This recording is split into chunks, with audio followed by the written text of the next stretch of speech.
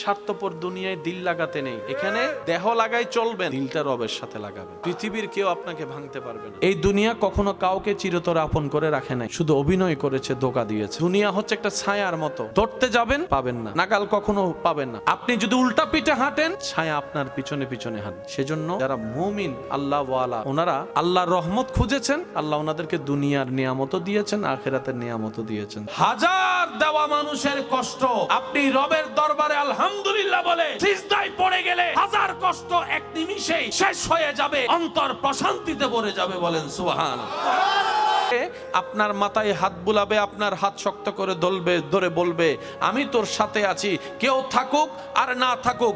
যখন বিপদ চলে আসে, সেকেন্ডের ভিতরে চেহারা পাল্টায় যায়।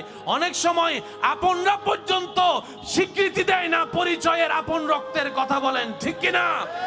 আর সেই সময় রব বলে যে বান্দা আমি আছি এখনো তোর সাথে। যাদের দিল দুনিয়ার সাথে লাগবে, জায়গায় জায়গায় প্রতারিত হবে, আঘাত পাবে, কষ্ট পাবে। আর যাদের দিল নবীর প্রেম দিয়ে, রবের বই দিয়ে সজ্জিত হয়ে রবের রহমতের দরবারের সাথে লেগে যাবে, রব্বুল আলামিন বলে যে তোর কোথাও কাউকে লাগবে না, হাসবুনাল্লাহ তুই বল, তোর জন্য আমি আল্লাহ একাই যথেষ্ট হয়ে যাব। দুনিয়াও তোর জন্য সাজাই দিব, আখিরাতও সুন্দর করে দিব, যদি খুশি করতে পারি জান্নাতও তোর নামে করে দিব। সুবহানাল্লাহ।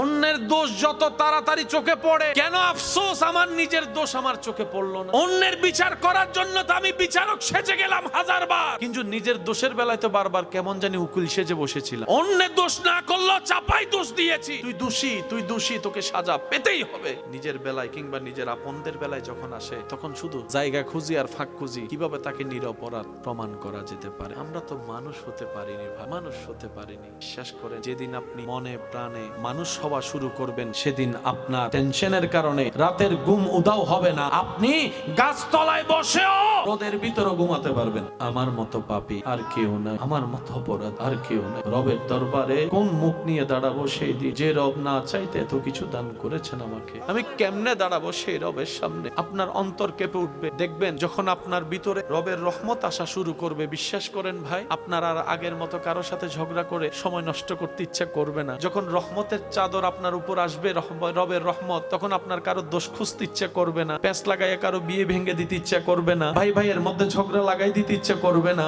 আপনি আপন মায়ের পেটের ভাইকে মামলা দিয়ে অন্যায় ভাবে জেল জুলুম করতে ইচ্ছা করবে না, তখন ইচ্ছা করবে সবাই ভালো থাকুক। যখন আপনার হৃদয়ে রবের রহমত আসা শুরু হবে, বান্দা তোরে আমার মতো কেউ বুঝবে না, আমি আল্লাহ বান্দাকে ছাড় দিই, আমার মতো কেউ তোরে ছাড় দিবে না, আমি আল্লাহ বান্দাকে সুযোগ দিই, তোর মা বাবা আমার মতো তোকে সুযোগ দিবে না। সত্যি করে বলেন, আমাদের সবকিছু আছে কিন্তু মনে শান্তি, টাকা পয়সা ঘর বাড়ি বিভিন্ন ধরনের বিভিন্ন রকম হলেও আছে কারো কম বেশি, অন্তরে শান্তি।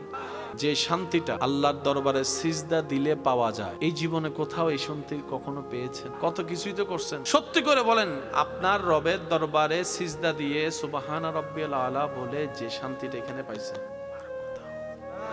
তর্ক তো অনেক করলাম, ঝগড়া করে তো জীবন পার করে ফেললাম, কালো দাড়ি সাদা হয়ে গেল, অর্জন কি করলাম? আয়নার সামনে দাঁড়ায় নিজেকে প্রশ্ন করলে পুরা জীবনের হিসাব আপনার সামনে চলে আসবে। হয়তো আপনিও বলবেন আমার মতো, আমার গালি দিয়ে যদি শান্তি পাস, আমি গালি শুনে শান্তি, তারপরও ভাই তুই ভালো থাক। আমারে যদি প্লেটের ভাত তুই নিয়ে যদি ভালো থাকিস, যা তোরে দিলাম, আমার ভাতটা, আমার রিজিকটা আমার রাজ্জাকের দিকে তাকাই রইলাম, দিবে আল্লাহ। আল্লাহ কখনো নিরাশ করবে না। আপনি সেই নবীর উম্মত হয়ে দেন না, আপনার ভাইকে একটু মাফ করে দেন না, দেন, ছেড়ে দেন, আপনার চাচাকে ছেড়ে দেন, আপনার জেঠাকে ছেড়ে দেন, দেন না, বাদ দেন। আর কত মামলা, জুতার তলাক হয় ছাড়া কিচ্ছু হয় না, সময় নষ্ট হওয়া ছাড়া কিচ্ছু হয় না, রাতের ঘুম হারাম হওয়া ছাড়া কিচ্ছু হয় না। এবার আপনি বলবেন ভাই আমার হকের জিনিস আমি কি ছেড়ে দিব? আমি বললাম ভাই আমি আপনাকে ছাড়তে বলিনি, আমি আপনাকে বেশি নিতে বলেছি, আমি আপনাকে ছাড়তে বলিনি, বেশি নিতে বলছি। এবার আমার ভাই বলে আমি একটুখানি জায়গা, এবার আমার বেশি কি, এটাই তো পাচ্ছি না, বেশি কি পাবো? আমি বললাম ভাই দেশীয় নাগরিক হিসেবে যে জায়গায় মামলা দিয়েছেন এটা আপনার ইচ্ছা, তো বান্দা হিসেবে রবের দরবারও তো মামলা দেওয়ার একটা সুযোগ আছে, ওই মামলাটা কি দিয়েছেন? বলে যে আমি তো ওই মামলা বুঝিনি। আমি বললাম ভাই শ্রদ্ধার সাথে বলি, মামলা দিতে গেলে বাপের নাম মার নাম অনেক কিছুই লাগে, দেশের মামলায় আপনাকে বিচার করা হবে দেশীয় নাগরিক হিসেবে। এবার আপনি যদি সেই মামলাটা, যে আপনার উপর জুলুম করেছে, জায়গা খেয়েছে, আপনার উপর জুলুম করেছে, কষ্ট দিয়েছে, সেই মামলাটা যদি একবার আপনার আল্লাহকে দিয়ে বলতেন আল্লাহ দেখো তোমার বান্দা কি করে, মামলা হয়ে যাবে। বলতে হবে এতটুক, আল্লাহ দেখো তোমার বান্দা কি করে। আমার ভাই কি করে বললে হবে না, আমার ভাই কি করে বললে হবে না, বলতে হবে আল্লাহ তোমার বান্দা কি করে দেখো। দেখো, কারণ যে জায়গা নিয়ে জামিলা, জায়গার মালিক আমিও না, সেও না, আমিও বারাটিয়া, সেও বারাটিয়া, মালিক তুমি। তুমি আমাদেরকে ব্যবহার করতে দিস, আমার বাগেরটা আমি ব্যবহার করতেছি, সে আমার বাগেরটা এসে নিয়ে যাইতেছে। যে বান্দাটা তোমার, বান্দা যেহেতু তোমার, আর তোমার বান্দা যেহেতু আমার বাগেরটা নিছে, এবার তুমি কি দিবে সেটা তুমি না জানো, হয়ে গেছে। তাহলে একটা দেশের মামলা, একটা রবের মামলা। আর আল্লাহর ওয়াদা হচ্ছে মানজা বিল হাসানাতে ফালাহু আশরু আমসালিহা। আমি রবের নামে যে এক ছাড়বে, আমি আল্লাহ সর্বনিম্ন তাকে 10 গুণ বেশি দান করবই করব। মনে রাখবেন, যে যত সইবে সে তত পাইবে। আল্লাহর বান্দাদের ভিতরে নবী রাসূলের মতো টপ লেভেলের কোন বান্দা, প্রত্যেকটা নবী রাসূলের জীবনে দেখবেন কষ্ট কষ্ট কষ্ট কষ্ট কষ্ট। কেন? আল্লাহ কষ্ট দেয় কাদেরকে? যাদেরকে ভালোবাসে বেশি। এই চোখ দিয়ে করা নিজের গুনার কথা স্মরণ হয়, তখন লজ্জাবোধে চোখ নিচে নেমে যায়। কোন সাহসে আমি আমার এই চোখ দিয়ে আল্লাহর এই পবিত্র ঘরটাকে দেখবো? একদিকে হৃদয় চায় কাবাটাকে একটু 2 হাত দিয়ে জড়াই ধরি, অন্যদিকে বিবেক বলে তোর হাতের এই পবিত্রতা এখনো অর্জন হয় নাই, যে তোর মতো একজন নাপাক গুনাহগারের অপবিত্র হাত দিয়ে তুই মহান রবের ঘরটাকে স্পর্শ করবি। এই এক অন্য জগৎ ভাই, অন্য জগৎ। না গেলে কখনো বোঝা যায় না। সামান্য ধাক্কা ধাক্কি হলে মানুষের মেজাজ গরম হয়ে যায়। পিছন থেকে একটা ধাক্কা আসলে সামনের জন পিছনে চোখ বড় করে তাকায়, কে রে তুই আমাকে ধাক্কা দিলি, এরকম একটা ভাব চলে আসে। কিন্তু বান্দার কদম যখন থাকে, দেখো যখন থাকে আল্লাহর ঘরের সামনে, আল্লাহর ঘরের সামনে, আল্লাহর ঘরের সামনে, সুবহানাল্লাহ।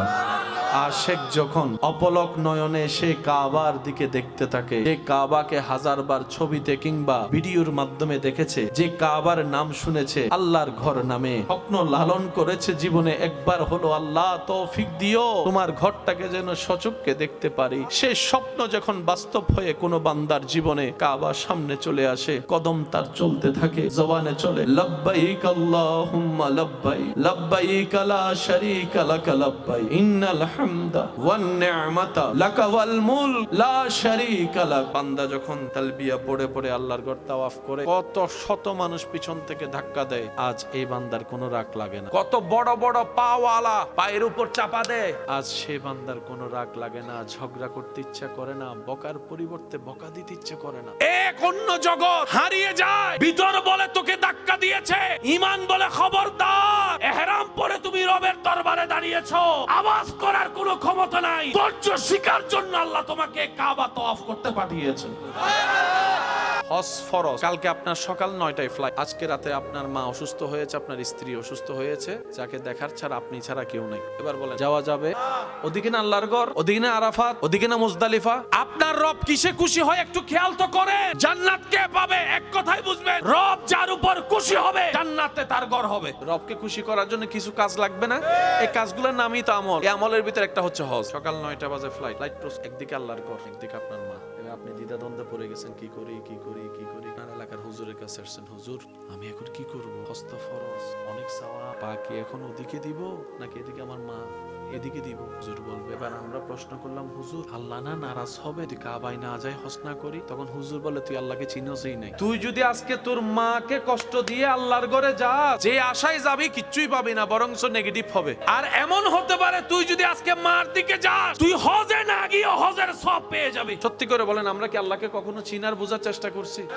আমরা আমাদের মতো ভাবতে চাই সবকিছু। এবার তিনি হজে যান নাই। আল্লাহ তাআলা বলে, বান্দা মার দিকে তাক, বউয়ের দিকে তাক, স্বামীর দিকে তাক, বাচ্চার দিকে তাক, আমারটা পরে করলে হইব, কারণ আমি আল্লাহ আমার বান্দাকে বুঝি। যাকাত আপনার উপর ফরজ, আগামী কালকে আপনি যাকাত দিবেন, আজকে আপনি ঋণে পড়ে গেছেন। আল্লাহ পাক বলে যে আমারটা বাদ দাগে মাই বান্দারটা দে, কারণ আমি 1000 গুনাহ থাকলেও তুই তওবা করলে মাফ করে দিব। এই মানুষ এক পয়সা ফাইললো ছাড়তো না, কিয়ামতের ময়দানে তোর আটকে রাখবো, আগে তারটা বুঝদে। এবার হজের মধ্যে সুযোগ আছে না নাই? যাকাতের মধ্যে সুযোগ আছে না নাই?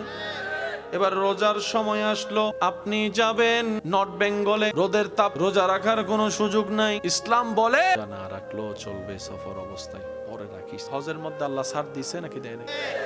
রোজাতে, হজে, যাকাতে। এবার সে বান্দা এত সুযোগ পাইয়া, আপনারা তো জানেন কিছু কিছু মানুষের বদভ্যাস আছে, আসতে দিলে বসতে চায়, বসতে দিলে শুইতে চায়, শুইতে দিলে খাইতে চায়, খাইতে দিলে থাকতে চায়, থাকতে দিলে জায়গাটা দখল করতে চায়। বান্দা যখন এত সুযোগ পেয়েছে বিভিন্ন ইবাদতে, এবার সে নামাজেও সুযোগ খুঁজে। যে শীত পড়ছে, ঠান্ডা পানি পানি ডাক্তারে ধরতে মানা করছে। আল্লাহ বলে তায়াম্মুম কর। এখন মানুষের একটু পাইলে আরো বেশি চায় না? হজ, রোজা, যাকাত এগুলা কার? নামাজও কার? আল্লাহ সবগুলাতে ছাড় দিছে, কিন্তু নামাজের বেলায় দেখেন আপনি পানি দিয়ে ওযু করতে পারছেন না, রব বলে যে গরম পানি দেখো। গরম পানি দিয়ে পারবেন না, মাটি দিয়ে কর। এবার আপনি বললেন আল্লাহ আমি এই শীতে মসজিদে যাইতে পারবো না, বান্দা কই খাইছে না দেখি সবগুলোতে সুযোগ দিছে, একবারে সুযোগ, এবারে তো কোনো সুযোগই নেই। এবার বান্দা কয় আল্লাহ মনে ব্যথা দাঁড়াইতে পারি না, বান্দা কয় আল্লাহ বসতো বেশিক্ষণ পারি না, আল্লাহ আমার ঠোঁটে দুইটা বেশি উঠছে আওয়াজ করতে পারি না, মনে মনে বল। এমনকি জান যাওয়ার 1 মিনিট আগেও যদি ওয়াক্ত হয়ে যায়, এবার আপনার বিবেকের কাছে প্রশ্ন করেন আল্লাহ হজও তোমার, যাকাতও তোমার, রোজাও তোমার, নামাজও তোমার, হজের ব্যাপারে ছাড় দিলা, রোজার ব্যাপারে ছাড় দিলা, যাকাতের ব্যাপারে ছাড় দিলা, নামাজের ব্যাপারে বিন্দু পরিমাণ ছাড় দিলা না। আল্লাহ নামাজে এমন আছে কি যেটা অন্য কিছুতে নাই? হজের যখন বিধান আল্লাহ দিতে চাইলেন, আল্লাহ তাআলা জিবরাইলকে দিলেন, জিবরাইল ফেরেশতা নবীর কাছে আনলেন, নবী আমাদেরকে দিলেন। রোজার বিধান আল্লাহ জিবরাইলকে দিলেন, জিবরাইল নবীর কাছে আনলেন, নবী আমাদেরকে দিলেন। যাকাতের বিধান আল্লাহ জিবরাইলকে দিলেন, জিবরাইল নবীর কাছে পৌঁছালেন, নবী আমাদেরকে দিলেন। এবার নামাজের যখন বিষয় আসলো, জিবরাইল বলে আল্লাহ হজ, রোজা, যাকাত যেভাবে আমাকে দিয়েছো আমাকে দাও, আমি পৌঁছাই দিই। রব বলে যে না, যাকে দিব ওনাকে নিয়ে আসেন, হজ দিয়ে আসো, যাকাত দিয়ে আসো, রোজা দিয়ে আসো, নামাজ আমার নবীকে নিয়ে আসো। এমন কি আছে এটাতে? রুকুতে রবের প্রশংসায় আমরা বলি সুবহান রাব্বিয়াল আযীম, সিজদায় পড়ি আলা।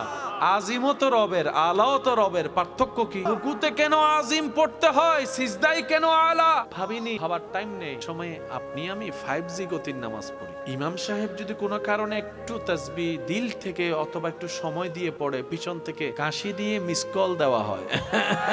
অনেকেই দেখবেন মসজিদে ইমাম খতিবে মুকাররম আলোচনা যদি একটু ভারী হয়, একটু সময় বেশি নেয়, অনেকে ঘড়ি। কত বড় স্পর্ধা আমাদের, যিনি সময় দিয়েছেন আমাদের জন্য, ওনার জন্য সময় দিতে আমরা সময় দেখি দেরি যাচ্ছে। কতটুক বিবেক লোপ পেয়েছে আমাদের? নিজেকে প্রশ্ন করলেই দেখা যাবে। হাসরের বিচার পরে করেন, দুনিয়ার বিচারে নিজেকে রাখে। আপনার জানা মতে এই পৃথিবীতে সবচেয়ে পাওয়ারফুল আমাদের নবীর চেয়ে আর কেউ? আল্লাহর কাউকে দেয়? যিনি আঙ্গুল তুলেছেন চাঁদ 2 ভাগ, তিনি শুধু আঙ্গুল তুলেছেন, চাঁদ 2 ভাগ রব করে দিয়েছেন। যিনি হাত তুলেছেন, আল্লাহ ডুবন্ত সূর্যকে আবার উল্টাই ফেরত দিয়েছে। এই নবী, যিনি নবীদের ইমাম, ইমামুল আম্বিয়া, সেই নবী 3 দিন ঘরে খাবার নাই, যার ঘরের খাদেম জিবরাইলের মতো ফেরেশতা, যার নাতিদের জন্য জান্নাত থেকে আল্লাহ পোশাক পাঠায়, ওনার ঘরে 2-3 দিন খাবার। মক্কারে এসে ওনাকে হাজার কথা বলে, নবীজি চুপ করে হাসে মুখে চলে যায়। জিবরাইল বলে ইয়া রাসূলুল্লাহ, আর শুধু হুকুম দেন, আপনার আমার 2 টাকার পাওয়ার থাকলে 5 টাকা দেখাই। চিনোস হু আই এম? তুই জানোস আমার বাপকে? তুই চিনোস আমার অমুক তমুককে? আর এখানে আল্লাহর বন্ধু, আল্লাহর হাবিব। নবী বলে জিবরাইল আমাকে চিনার মতো বুঝ এখন ওদের হয় নাই, ওরা না চিনে ভুল করতেছে, বাদ দাও। নিজের জন্মস্থানে নবীকে থাকতে দেয় নাই, নবী চলে গেছেন মদিনায়। অনেকদিন পরে আসলে সবাই মনে করছে মুহাম্মদ সাল্লাল্লাহু আলাইহি ওয়াসাল্লাম তখন তো একা ছিল, প্রতিশোধ নিতে পারে নাই, আজকে তো 10,000-এর বেশি সৈন্য ওনার সাথে আছে, এবার মনে হয় প্রতিশোধ নিবে। সবার ধারণা এটাই, সবাই চোরের মন পুলিশ ভয়ে লুকাই গেল। আপনার আমার নবী কাবার সেহেনে এসে বলে কোথায় তোমরা আজকে যারা আমাকে কষ্ট দিয়েছো? কোথায় তোমরা যারা আমার রাস্তা বন্ধ করেছিলে? কোথায় তোমরা যারা আমাকে ঘরে যেতে দাও নাই? কোথায় তোমরা যারা আমাকে পাহাড়ে বন্দী করে রেখেছিলে? কোথায় তোমরা যারা আমার উপর কালমা পড়নেওয়ালার উপর অত্যাচার করেছো? আসো আসো আসো।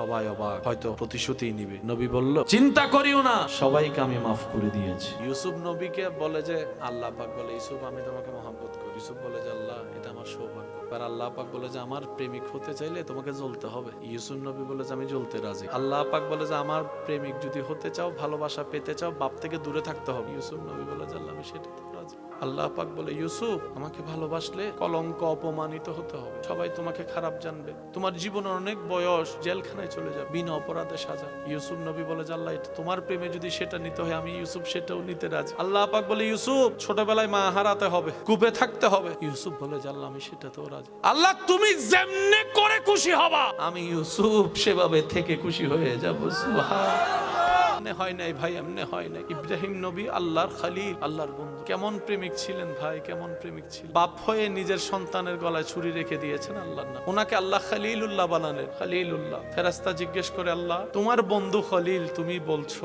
কেন তুমি খলিলকে বন্ধু বানালা, ইব্রাহিমকে বন্ধু বানালা? নমরুদ প্রস্তুত, আগুন প্রস্তুত, সবাই তাকিয়ে আছে, দাঁড়িয়ে আছে। আল্লাহর প্রেরিত নবী ইব্রাহিমকে আসামি বানিয়ে ঝুলানো করা হয়েছে। মান অপমান, আল্লাহর জমিনে আল্লাহর নবীকে অপমান করা হচ্ছে। আল্লাহ তাআলা ওনার প্রেমের পরীক্ষা নিতেছে। আল্লাহ পাক বলে যে, ইব্রাহিম তোমাকে আমি দোয়ার ক্ষমতা দিলাম, দোয়া করলে কবুল, কিন্তু আমি দেখতে চাই আমার জন্য তুমি কতটুকু সইতে পারো। আজকে আপনাকে আমাকে যদি আল্লাহ 2 মিনিটের দোয়া কবুলের সুযোগ দেয়, পুরো এলাকা উল্টাই ফেলবো, আগুন লাগাই দিব, কানা করে ফেলবো, মানুষ মেরে ফেলবো বদদোয়া করে করে। সেজন্য আল্লাহ আমাদেরকে দেয় না। আল্লাহ কাদেরকে দেয় জানেন? যারা সইতে পারে তাদেরকে দেয়। অস্থির পাবলিককে আল্লাহ দেয়, নালে তো দোয়া করে করে বদদোয়া করে করে সব মেরে ফেলবে। ইব্রাহিম নবী আগুনের সামনে হাজার জনে হাজার কথা বলতেছে, ও দেখ বন্ড নবী, যদি আল্লাহর নবী হইতো আগুনে কি তারে জ্বালাইতে পারতো? এই হাজার কথা। ইব্রাহিম নবী শুনে শুনে মুসকে মুসকে হাসে। জগৎ জিজ্ঞেস করে, আগুনের সামনে আপনার ভয় লাগে না? ইব্রাহিম নবী বলে, যেদিন থেকে এই হৃদয়ে রবের ভয় ঢুকাইছি, সৃষ্টি আমাকে আর ভয় দেখাইতে পারে না। যেদিন থেকে স্রষ্টার ভয় অন্তরে, তোরা যেটাকে আগুন দেখছিস, আমি ইব্রাহিম সেটাকে আমার প্রেমের পরীক্ষা দেখতেছি। সময় অনেকক্ষণ পার হয়ে গেল,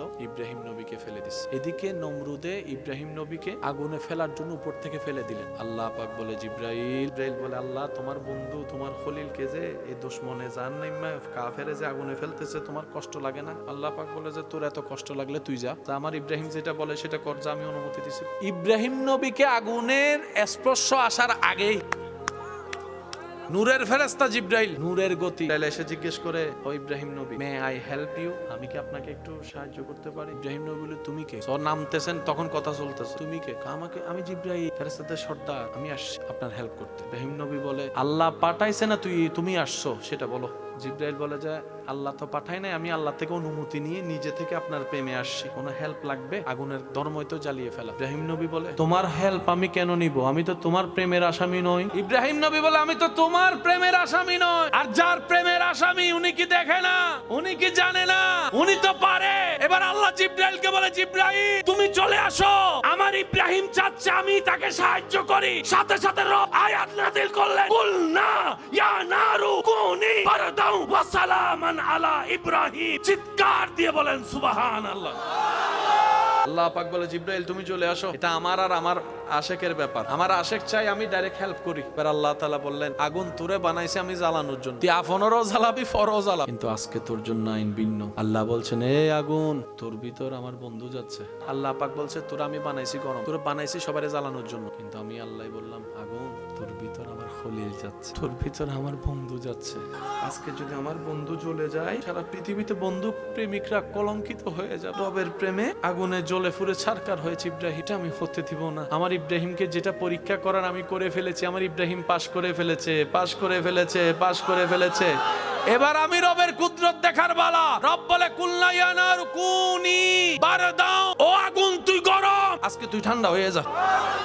বাস কথা এতটুকু শেষ। আশেকদের কথা শেষ হয়নি। আগুনে আল্লাহ ঠান্ডা হওয়ার জন্য নির্দেশ দিয়েছে। এখন যদি টেম্পারেচার খুব কম হয়ে যায়, ইব্রাহিম নবী যদি ওখানে যায় পুরো বরফ হয়ে যায়, কষ্ট হয়ে যাবে না? আল্লাহ কোরআনে বলছেন, এই আগুন ঠান্ডা হোক। আগুনে বলে, আল্লাহ কেমন ঠান্ডা হবো, কত মাত্রা? আল্লাহ কোরআনের মধ্যে বলছেন, ওয়া সালামান আলা ইব্রাহিম, এমন ভাবে ঠান্ডা হ যেন আমার ইব্রাহিম তোর ভিতরে গিয়ে বেশি গরমও না লাগে, বেশি শীতও না লাগে, নাতিশীতোষ্ণ। সেজন্য মনে রাখ, যারা রবের আশেক, নবীর প্রেমিক, আল্লাহ তাদেরকে কখনো একা ছাড়ে না। কোনো না কোনো ভাবে পৃথিবী যদি তাদের থেকে দূরে সরে যায়, হাত ছেড়ে দেয়, তখন রব্বুল আলামিন গায়বী ভাবে তাদেরকে সাহায্য করে। জান্নাতে যাওয়ার সবার ইচ্ছা আছে। আপনাদের দৃষ্টিতে কি মনে হয়, জান্নাতে যাওয়ার জন্য কিছু চারিত্রিক কোয়ালিটির দরকার আছে না নাই? যদি সে অহংকারী হয়, জান্নাতে যেতে পারবে। যদি সে হিংসুক হয়, জান্নাতে যেতে পারবে। সে যদি বেয়াদব হয়, জান্নাতে যেতে পারবে। সে যদি অভদ্র হয়, জান্নাতে যেতে পারবে। সে যদি অসহ্যকারী হয়, জান্নাতে যেতে পারবে। সে যদি মানুষের কষ্টের কারণ হয়, জান্নাতে যেতে পারবে। তাহলে উল্টা গুলাই লাগবে। এবার জান্নাতে যাওয়ার জন্য একজন ভালো মানুষ হওয়ার দরকার। ভালো মানুষ হওয়ার জন্য কয়েকটা গুণ আমরা বলছি, আপনারা একটু শুনে দেখেন। নম্রতা থাকার দরকার, ভদ্রতা থাকার দরকার, মায়া ভালোবাসা থাকার দরকার, অন্যের উপকার করার মতো একটা মন থাকার দরকার, ধৈর্য ধরার দরকার, সহ্য করার দরকার, ক্ষমা করার দরকার, মেনে নেওয়ার দরকার, মানিয়ে নেওয়ার দরকার। বাস এই 9টাই ধরলাম। এবার আপনারা বলেন, এই 9টা যদি কোনো মানুষের ভিতর থাকে, সে মানুষ আর সংসারে, পরিবারে, এলাকা ঝগড়া করবে, মামলা দিবে, ভাইকে জেলখানায় পাঠাবে? ভাইয়ের রাস্তা বন্ধ করার জন্য দেওয়াল তুলবে? তাহলে পারিবারিক অশান্তি, কারণ অশান্তি হয় গরু ছাগলের কারণে না মানুষের কারণে? ওই মানুষের ভিতরে ধৈর্য না থাকার কারণে, সহ্য করার ক্ষমতা না থাকার। তো এগুলো আপনি শিখবেন কোত্থেকে? যেগুলা গেলে আপনি মানুষ হবেন, মানুষ হলে জান্নাতে যাবেন। আল্লাহ তাআলা বলে আমি তোমাদেরকে ইবাদত দিই নাই, আমি তোমাদেরকে প্র্যাকটিস করার নিয়ামত দিয়েছি। এবার শুধু আমি আপনাদেরকে একটা কথা, আমরা তো কে কি রকম জীবন যাপন করি, কে কি রকম গুনাহগার, সেটা তো আমরা সবাই চিনি জানি, ঠিক না? তাই সত্যি করে বলেন তো, আমাদের এখানে ভিতর কি আল্লাহর কোনো ওলি আছে? আমাদের ভিতর আল্লাহর ওলি? কারণ আমরা জানি আমরা কত বড় বাটপার। আর বাটপার কখনো বলি কখনো বাটপার। আমরা তো জানি আমি কেমন, আপনি তো জানেন আপনি কেমন। সেই হিসেবে আপনি নিজেকে বলি বানাবেন। আপনি যদি নিজের অলি কোন, আপনার বউ কইব বলি হইছত বেড়া, কিছুদিন আগে তো আমার ফিটাইয়া তুই যৌতুক লইছ। আমরা কেউ এখনো বলি হতে, আল্লাহর প্রিয় বান্দা হতে পারি?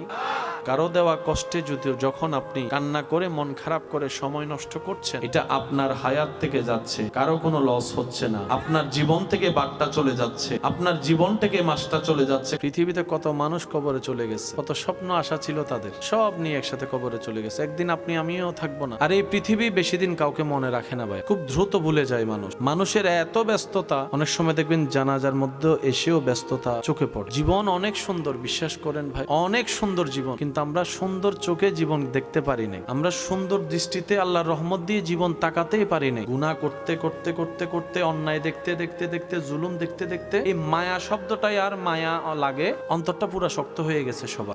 এই কঠিন শক্ত অন্তরে জীবন যাপন কি করা যাবে? এটা কখনো জীবন নয়। সেজন্য রবের জিকির, তওবা, ইস্তিগফার, ক্ষমা করা, নবীর দরুদ, ইবাদতের সাথে যত থাকবে তত হৃদয় আস্তে আস্তে শান্ত হবে, নরম হবে অন্তর। যে দুই একজন আমাকে ভালোবাসে, আমি আবদার করে একটা কথা বলবো, রাখার চেষ্টা করব। যারা নিজের লাইফ চেঞ্জ করতে চান, শান্তি পেতে চান, আজকে থেকে পারেন আর কালকে থেকে পারেন, একটা কাজ করবেন, রাত্রে ঘুমানোর আগে অজু করে শোয়ার চেষ্টা করবেন। কাজটা কঠিন হলে বাদ দিবেন আর কি। রাত্রে অজু করে শোয়ার চেষ্টা করবেন। কাজকর্ম যা আছে সব শেষ করে রবের কাছে একটু তওবা করবেন নিজের গুনার জন্য। প্রত্যেকদিন রাত্রে আমি ভুল করছি, তুমি রহমান মাফ করে দাও। দিল থেকে আসবে না, কারণ আমাদের দিল এখনো সেই উপযুক্ত হয়নি। মুখ থেকে বলতে বলতে বলতে একদিন দেখবেন যে দিল থেকে সেই মায়াটাও চলে আসছে, রবের দরবারে কবুলও হয়ে যায়। তৃতীয় নম্বর, কোনো কারণ ছাড়া আপনার আশেপাশে পরিচিত অপরিচিত সবাইকে মাফ করে দিবেন। সে আপনার ভাই, আপনি মাফ না করেন সেটা আপনার ভাই ভাইয়ের ব্যাপার। আপনার ভাইটা তো আপনার রবের বান্দা, আপনার স্ত্রীটা, আপনার স্বামীটা তো রবের বান্দা। আপনি রবের দিকে তাকায় রবের বান্দাকে মাফ করেন, ওই বান্দার রব আপনাকে মাফ করে দিবে। চতুর্থ নাম্বার, যে যতবার পারবেন মন খুলে আপন নবীর উপর দরুদ পড়বেন। এই চারটা কাজ করতে আহামরি 10-15 মিনিট বেশি সময় লাগবে,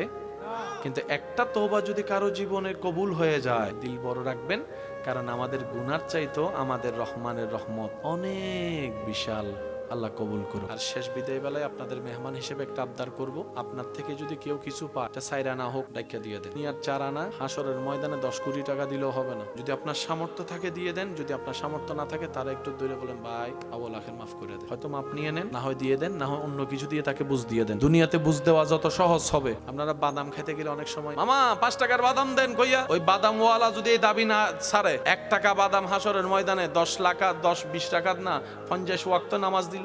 আমরা তো অনেক সময় দুষ্টামি করে অনেক ভুল করি। উনি যদি দাবি না ছাড়ে, আল্লাহর ব্যাপারে ক্ষমা পাওয়া সহজ, বান্দার থেকে ক্ষমা পাওয়া কঠিন। সেজন্য একটু চেষ্টা করলে পারবেন, অসম্ভব কিছুই না। শুধু চোখটা নিচে রাখবেন, মুখটা বন্ধ রাখবেন, মুখে হাসি রাখবেন। আজকে থেকে কারো প্রতি কোনো রাগ, হিংসা, অহংকার মনের মধ্যে আসলেও আমরা উত্তর মনকে বলবো আলহামদুলিল্লাহ। যদি দুশমনও আপনার অপছন্দের কেউ যদি কিছু পায়, যেটা আপনার পাওয়াটা শুনে দেখে অন্তরে আঘাত পায়, আপনি হিংসা পর্যন্ত সে আঘাত পৌঁছানোর আগে আপনি খুশি মনে বলবেন আলহামদুলিল্লাহ, আল্লাহ যাকে দিয়েছেন বুঝে শুনেই দিয়েছেন, আমার কোনো আপত্তি করার কোনো অধিকার। হিংসা করলে নিজেরটাই কমে, কিন্তু আপনি শুকরিয়া করলে, তার জন্য দোয়া করলে আপনারটাই বাড়বে। সেজন্য পাওয়ার একটা মাধ্যম হচ্ছে সবার জন্য দোয়া করবেন। আল্লাহ তাআলা সেগুলো আপনার রিজিকেই, আপনার জীবনেই দান করবেন। সুবহানাল্লাহ। ভাই আমি একটা হিসাব ভালো বুঝি, যে সেকেন্ডটা এখন চলে যাচ্ছে, হাজার চেষ্টা করলেও ফিরাতে পারবো না। আর আমরা যদি সত্যিকার বুদ্ধিমান হই, নিজের ভাগের সেই হিসাবটা, লস প্রজেক্ট আমরা দেখতে চাই না। লাভ আপনার কিসের লাভ? প্রথম লাভ দেখেন, কষ্টটার কষ্ট লাগে, টেনশনটার টেনশন লাগে, কান্নার থাকে। উল্টা সিজদা দেওয়ার কারণে আল্লাহ তাআলা আপনার গুনাহ মাফ করে দিবে। আল্লাহ চাহে তো আপনাকে জান্নাতের রাস্তাও দেখায় দিবে। এই জন্য বুদ্ধিমানরা সম্পর্ক লাগায় সেখানে যেখানে কোনো ব্রেকআপ বলতে শব্দ, আর বোকারা সম্পর্ক লাগায় সেখানে যেখানে করুণা আসলে বলে যায় হেট ইউ। যতই ভালোবাসা থাকুক, এখন যদি কয় যে তোর জামাইরে করুণা ধরছে, তোর বউরে করুণা ধরছে, রুম ওইটাতে ফালা, টেবিলের মধ্যে বাদ দিবে যে সেটাকে সুন্দর করে একটা ট্রে দিয়া বাস একটা দিয়া এমনে দিব, কল তুমি আমার ডার্লিং না, আমার একটু হাতটা ধরো, তুই মরলে মর, আমার টাইম এখন অনেক আছে। আল্লাহুম্মা আমিন। দয়াময়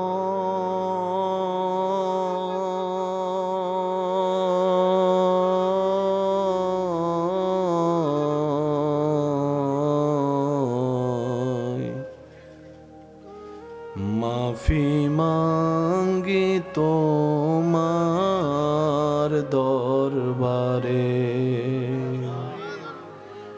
আমরা মাফি মাঙ্গি তোমার দরবারে। আলহামদুলিল্লাহি রাব্বিল আলামিন ওয়াসসালাতু আলা নবিল কারীম ওয়া আলা আলিহি ওয়া আসহাবিহি আজমাইন। রব্বুল আলামিন, আজকের এই মাহফিলকে তুমি কবুল করো। যারা প্রকাশ্যে গোপনে সহযোগিতা করেছেন তাদের হাতকে কবুল করো। যারা সশরীরে উপস্থিত হয়েছিলেন, এখনো আছেন, দূর থেকে শ্রবণ করেছেন, মওলা আল্লাহ আমার প্রত্যেকটা ভাই বোনদের এই হাজিরিকে তুমি কবুল করো। আল্লাহ তোমার দরবারে আমরা যে আজকে দুইটা ভিক্ষার হাত তুলে দিয়েছি, আল্লাহ আমরা জানি তোমার কাছে চাওয়ার কোনো যোগ্যতা আমাদের কাছে নেই। আল্লাহ এই জীবনে তুমি আমাদের চাওয়ার চাইতেও যোগ্যতার চাইতেও 1000 গুণ বেশি দান করেছো মওলা, কিন্তু সেই তুলনায় শুকরিয়া আমরা আদায় করতে পারিনি। আল্লাহ আল্লাহ তুমি রহমান বলে এখনো টিকে আছি আমরা। আল্লাহ তুমি রহিম বলে এখনো আমাদের অস্তিত্ব আছে। আল্লাহ আল্লাহ তুমি গফফার বলে এখনো হাত তোলার সাহস পাচ্ছি মুনাজাতে। আল্লাহ আমরা জানি আমাদের মতো ব্যর্থ আর কেউ নাই। আল্লাহ আমরা জানি আমাদের মতো অপদার্থ আর কেউ নাই। আল্লাহ হয়তো তোমার সৃষ্টিতে শ্রেষ্ঠ গুনাহগারদের লিস্টি করলে আল্লাহ আমাদের নামটাই হয়তো সবার আগে থাকবে। আল্লাহ কি করব আল্লাহ আমরা বুঝিনি, নিজের নফসকে গুরুত্ব দিতে গিয়ে আল্লাহ কলবের গুরুত্ব ভুলে গিয়েছিলাম। আল্লাহ গো, তুমি না রহমান, তুমি না রহিম, আল্লাহ ক্ষমা করে দাও না। আল্লাহ আমাদেরকে একটু ক্ষমা করে দাও না। আল্লাহ তুমি মাফ না করলে কে আমাদেরকে মাফ করবে? আল্লাহ আল্লাহ তোমার রহমান নামের সদকায়, রহিম নামের দিকে তাকায় আমরা সব গুনাহগারকে আল্লাহ একটু মেহেরবানি করে ক্ষমা ভিক্ষা করে দাও। আল্লাহ আমাদের মা বাবার গুনাহ মাফ করে দাও, দাদা দাদি নানা নানির গুনাহ মাফ করে দাও। আল্লাহ অত্র এলাকায় কোন কবরে কি আযাব হচ্ছে আল্লাহ আমরা জানি না। হয়তো আমাদের পাশ থেকে কবরবাসী চিৎকার করছে, হয়তো আমরা শোনার মতো কান পাচ্ছি না। আল্লাহ মেহেরবানি করে একটু দয়া করে তোমার রহমত দিয়ে কবরবাসী আযাব একটু মাফ করে দাও। আল্লাহ আমরা কবরে যাওয়ার আগে কবরে শান্তিতে জীবন যাপন করার মতো নিয়ামত নিয়ে যেন কবরে ইজ্জতের সাথে ঈমানের সাথে যেতে পারি, সে তৌফিক দান। আল্লাহ তোমার গফফার নামের সদকায় মেহেরবানি করে একটু মাফ করে দাও। আল্লাহ এখানে অনেক মানুষ আছেন দিনের পর দিন ওষুধ খাচ্ছে, কোনো কাজও হয় না। আল্লাহ অনেকে আবার টাকার অভাবে ওষুধও কিনে খাইতে পারে না। আল্লাহ আইয়ুব নবীর ধৈর্যের সদকায় যারা অসুস্থ আছে তাদেরকে তুমি শেফার ব্যবস্থা করে দাও। আল্লাহ এই অসুস্থতা, এই অভাব, এই কষ্ট, এই যন্ত্রণা, পারিবারিক সামাজিক কষ্টগুলা যদি আমাদের গুনাহ মাফের কারণ হয়ে থাকে তাহলে আমাদের সবাইকে ধৈর্য ধারণ করার তৌফিক দিও। আল্লাহ প্রত্যেকটা পরিবার একটু শান্তির ব্যবস্থা করে দাও। আল্লাহ অনেক পরিবার আছে এক ছাদের নিচে স্বামী স্ত্রী মা বাবা ছেলে মেয়ে থাকে, কারো সাথে কারো দিলের মিল নাই, মনের মিল নাই। আল্লাহ কেমন জানি আমরা একটা রোবটের জীবন চলে এসে। আল্লাহ সবার অন্তরকে তুমি শান্ত করে দাও, সবার মনে তুমি রহমত নাজিল করো। আল্লাহ পরিবারের প্রত্যেকটা সদস্য ছোটরা যেন সব কিছু ভুলে বড়দেরকে সম্মান করতে পারে, বড়রা যেন সব কিছু ভুলে ছোটদেরকে স্নেহ করে ছায়া দিয়ে রাখতে পারে, সেই মহাব্বতের জীবন সবাইকে দান করে দাও। আল্লাহ শয়তানের সাথে যুদ্ধ করার কোনো ক্ষমতা আমাদের নাই আল্লাহ। আল্লাহ, আমরা একদিকে প্রস্তুতি নিলে শয়তান 10 দিকে হামলা করে। আল্লাহ, তোমার কুদরতি দরবার থেকে আমরা সাহায্য চাই। তুমি নিজ গুণে শয়তানের ওয়াসওয়াসা থেকে আমাদের মনকে, ব্রেইনকে, চিন্তাকে, সারা শরীরকে আল্লাহ তুমি কুদরতিভাবে হেফাজত করিও। আল্লাহ, নামাজে এমন কি স্বাদ আছে, ইমাম হুসাইন কারবালার ময়দানেও নামাজ ছাড়ে নাই। আল্লাহ, আল্লাহ, নামাজে এমন কি নিয়ামত আছে যার কারণে আল্লাহ সাহাবায়ে কেরাম যুদ্ধের ময়দানে নামাজ ছাড়ে নাই। আল্লাহ, নামাজে এমন কি রং নিয়ামত আছে। আল্লাহ, হযরত আলী রাদিয়াল্লাহু তাআলা তীর বের করলো, খবর হয় নাই। আল্লাহ, ওই রকম নামাজ তো আমরা পড়তে পারবো না জানি, কিন্তু তোমার কাছে চাইতে তো আল্লাহ আমাদের কোনো কমতি নাই, লজ্জা নাই।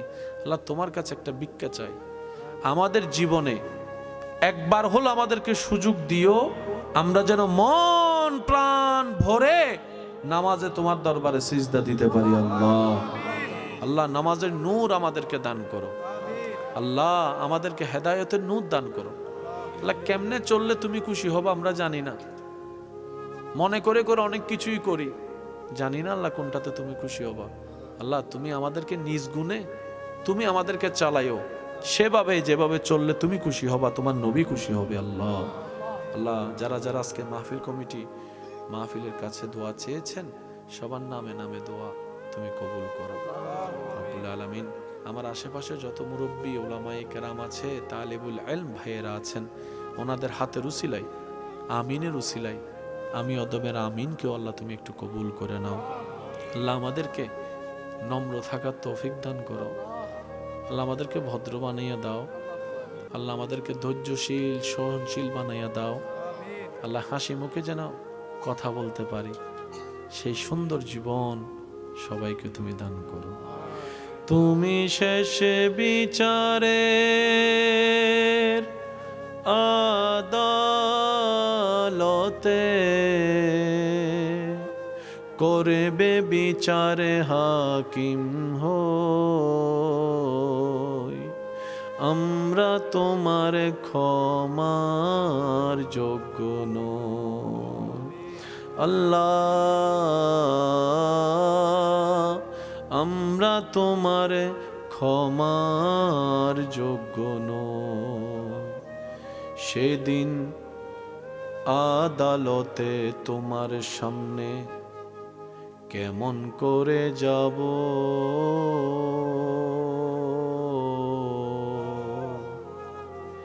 এত পাপের হিসাব আমি কেমন করে দেব। সেদিন আদালতে তোমার সামনে কেমন করে যাব,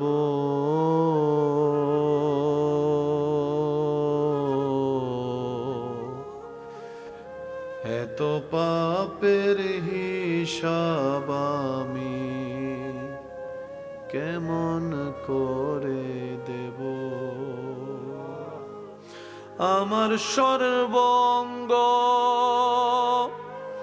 সেদিন সাক্ষী দেবে, ও আল্লাহ,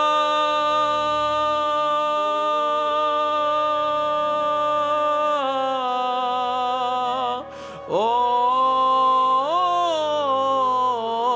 আল্লাহ,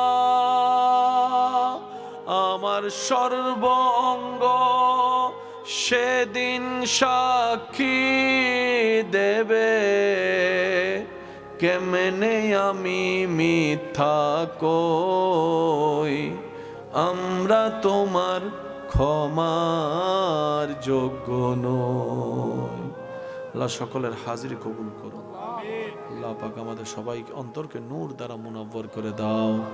আমিন আমিন আমিন। বেহক্কে লা ইলাহা ইল্লাল্লাহু মুহাম্মাদুর রাসূলুল্লাহ সাল্লাল্লাহু আলাইহি ওয়াসাল্লাম। স্বার্থপর দুনিয়ায় দিল লাগাতে নেই, এখানে দেহ লাগাই চলবেন, দিলটা রবের সাথে লাগাবেন। পৃথিবীর কেউ আপনাকে ভাঙতে পারবে না। এই দুনিয়া কখনো কাউকে চিরতরে আপন করে রাখে নাই, শুধু অভিনয় করেছে, ধোঁকা দিয়েছে। দুনিয়া হচ্ছে একটা ছায়ার মতো, ধরতে যাবেন পাবেন না, নাগাল কখনো পাবেন না। আপনি যদি উল্টা পিঠে হাঁটেন, ছায়া আপনার পিছনে পিছনে হান। সেজন্য যারা মুমিন আল্লাহ ওয়ালা, ওনারা আল্লাহর রহমত খুঁজেছেন, আল্লাহ ওনাদেরকে দুনিয়ার নিয়ামতও দিয়েছেন, আখিরাতের নিয়ামতও দিয়েছেন। হাজার দেওয়া মানুষের কষ্ট আপনি রবের দরবারে আলহামদুলিল্লাহ বলে সিজদায় পড়ে গেলে হাজার কষ্ট এক নিমিষেই শেষ হয়ে যাবে, অন্তর প্রশান্তিতে ভরে যাবে। বলেন সুবহানাল্লাহ। আপনার মাথায় হাত বুলাবে, আপনার হাত শক্ত করে ধরে বলবে আমি তোর সাথে আছি, কেউ থাকুক আর না থাকুক। যখন বিপদ চলে আসে, সেকেন্ডের ভিতরে চেহারা পাল্টায় যায়।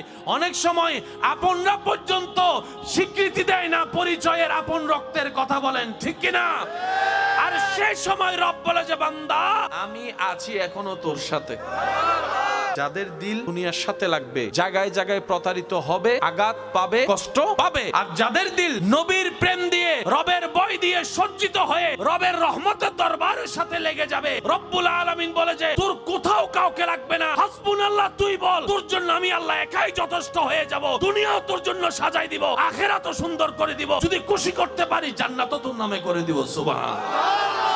অন্যের দোষ যত তাড়াতাড়ি চোখে পড়ে, কেন আফসোস আমার নিজের দোষ আমার চোখে পড়লো না। অন্যের বিচার করার জন্য তো আমি বিচারক সেজে গেলাম হাজারবার, কিন্তু নিজের দোষের বেলায় তো বারবার কেমন জানি উকিল সেজে বসেছিলাম। অন্যের দোষ না করলেও চাপাই দোষ দিয়েছি, তুই দোষী, তোকে সাজা পেতেই হবে। নিজের বেলায় কিংবা নিজের আপনদের বেলায় যখন আসে, তখন শুধু জায়গা খুঁজি আর ফাঁক খুঁজি, কিভাবে তাকে নিরপরাধ প্রমাণ করা যেতে পারে। আমরা তো মানুষ হতে পারিনি ভাই, মানুষ হতে পারিনি। বিশ্বাস করেন, যেদিন আপনি মনে প্রাণে মানুষ হওয়া শুরু করবেন, সেদিন আপনার টেনশনের কারণে রাতের ঘুম উধাও হবে না। আপনি গাছতলায় বসেও রোদের ভিতরে ঘুমাতে পারবেন। আমার মতো পাপী আর কেউ না, আমার মতো অপরাধ আর কেউ না। রবের দরবারে কোন মুখ নিয়ে দাঁড়াবো সেই দিন, যে রব না চাইতে এত কিছু দান করেছেন আমাকে, আমি কেমনে দাঁড়াবো সেই রবের সামনে? আপনার অন্তর কেঁপে উঠবে। দেখবেন যখন আপনার ভিতরে রবের রহমত আসা শুরু করবে, বিশ্বাস করেন ভাই, আপনার আর আগের মতো কারোর সাথে ঝগড়া করে সময় নষ্ট করতে ইচ্ছা করবে না। যখন রহমতের চাদর আপনার উপর আসবে, রবের রহমত, তখন আপনার কারো দোষ খুঁজতে ইচ্ছা করবে না, প্যাঁচ লাগাইয়া কারো বিয়ে ভেঙে দিতে ইচ্ছা করবে না, ভাই ভাইয়ের মধ্যে ঝগড়া লাগাই দিতে ইচ্ছা করবে না। আপনি আপন মায়ের পেটের ভাইকে মামলা দিয়ে অন্যায় ভাবে জেল জুলুম করতে ইচ্ছা করবে না, তখন ইচ্ছা করবে সবাই ভালো থাকুক। যখন আপনার হৃদয়ে রবের রহমত আসা শুরু হবে, বান্দা তোরে আমার মতো কেউ বুঝবে না, আমি আল্লাহ বান্দাকে ছাড় দিই, আমার মতো কেউ তোরে ছাড় দিবে না, আমি আল্লাহ বান্দাকে সুযোগ দিই, তোর মা বাবা আমার মতো তোকে সুযোগ দিবে না। সত্যি করে বলেন, আমাদের সবকিছু আছে কিন্তু মনে শান্তি, টাকা পয়সা ঘর বাড়ি বিভিন্ন ধরনের বিভিন্ন রকম হলেও আছে কারো কম বেশি, অন্তরে শান্তি। যে শান্তিটা আল্লাহর দরবারে সিজদা দিলে পাওয়া যায়, এই জীবনে কোথাও এই শান্তি কখনো পেয়েছেন? কত কিছুই তো করছেন। সত্যি করে বলেন, আপনার রবের দরবারে সিজদা দিয়ে সুবহান রাব্বিয়াল আলা বলে যে শান্তিটা এখানে পাইছেন। তর্ক তো অনেক করলাম, ঝগড়া করে তো জীবন পার করে ফেললাম, কালো দাড়ি সাদা হয়ে গেল, অর্জন কি করলাম? আয়নার সামনে দাঁড়ায় নিজেকে প্রশ্ন করলে পুরো জীবনের হিসাব আপনার সামনে চলে আসবে। হয়তো আপনিও বলবেন আমার মতো, আমার গালি দিয়ে যদি শান্তি পাস, আমি গালি শুনে শান্তি। তারপরও ভাই তুই ভালো থাক, আমারে যদি প্লেটের ভাত তুই নিয়ে যদি ভালো থাকিস, যা তোরে দিলাম, আমার ভাতটা আমার রিজিকটা আমার রাজ্জাকের দিকে তাকাই রইলাম, দিবে আল্লাহ। আল্লাহ কখনো নিরাশ করবে না। আপনি সেই নবীর উম্মত হয়ে দেন না, আপনার ভাইকে একটু মাফ করে দেন না, দেন, ছেড়ে দেন, আপনার চাচাকে ছেড়ে দেন, আপনার যেটাকে ছেড়ে দেন, দেন না, বাদ দেন। আর কত মামলা, জুতার তলাক হয় ছাড়া কিচ্ছু হয় না, সময় নষ্ট হওয়া ছাড়া কিচ্ছু হয় না, রাতের ঘুম হারাম হওয়া ছাড়া কিচ্ছু হয় না।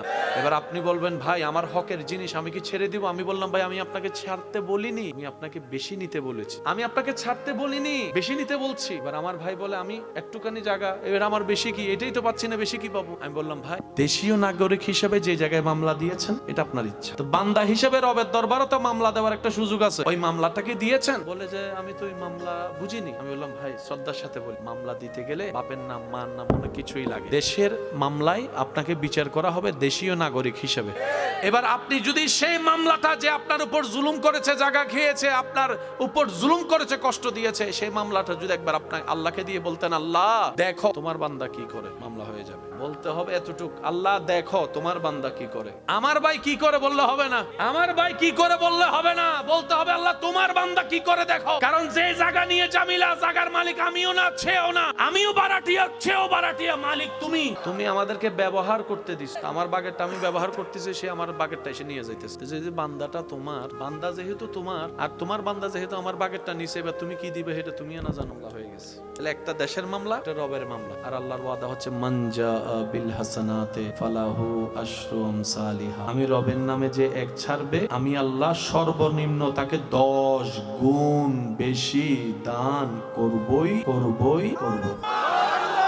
মনে রাখবেন, যে যত সইবে সে তত পাইবে। আল্লাহর বান্দাদের ভিতরে নবী রাসূলের মতো টপ লেভেলের কোন বান্দা, প্রত্যেকটা নবী রাসূলের জীবনে দেখবেন কষ্ট কষ্ট কষ্ট কষ্ট কষ্ট। কেন? আল্লাহ কষ্ট দেয় কাদেরকে? তাদেরকে ভালোবাসে বেশি। এই চোখ দিয়ে করা নিজের গুনার কথা স্মরণ হয়, তখন লজ্জাবোধে চোখ নিচে নেমে যায়। কোন সাহসে আমি আমার এই চোখ দিয়ে আল্লাহর এই পবিত্র ঘরটাকে দেখব?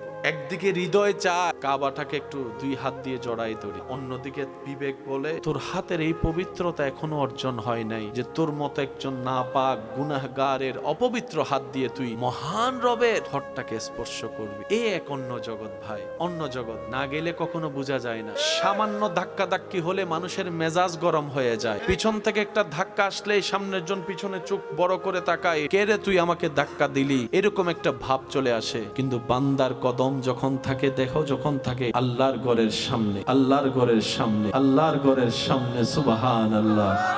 আশেক যখন অপলক নয়নে সে কাবার দিকে দেখতে থাকে, যে কাবাকে হাজারবার ছবিতে কিংবা ভিডিওর মাধ্যমে দেখেছে, যে কাবার নাম শুনেছে, আল্লাহর ঘর নামে স্বপ্ন লালন করেছে জীবনে, একবার হলো আল্লাহ তৌফিক দিও তোমার ঘরটাকে যেন সচক্ষে দেখতে পারি। সে স্বপ্ন যখন বাস্তব হয়ে কোনো বান্দার জীবনে কাবার সামনে চলে আসে, কদম তার চলতে থাকে, জবানে চলে লব্বাইক আল্লাহুম্মা লব্বাইক, লব্বাইক লা শারীকা লাক লব্বাইক, ইন্নাল হামদা ওয়ান নি'মাতা লাকা ওয়াল মুলক লা শারীকা লাক। বান্দা যখন তালবিয়া পড়ে পড়ে আল্লাহর ঘর তাওয়াফ করে, কত শত মানুষ পিছন থেকে ধাক্কা দেয়, আজ এই বান্দার কোনো রাগ লাগে না। কত বড় বড় পাওয়ালা পায়ের উপর চাপা দেয়, আজ সে বান্দার কোনো রাগ লাগে না, ঝগড়া করতে ইচ্ছা করে না, বকার পরিবর্তে বকা দিতে ইচ্ছা করে না।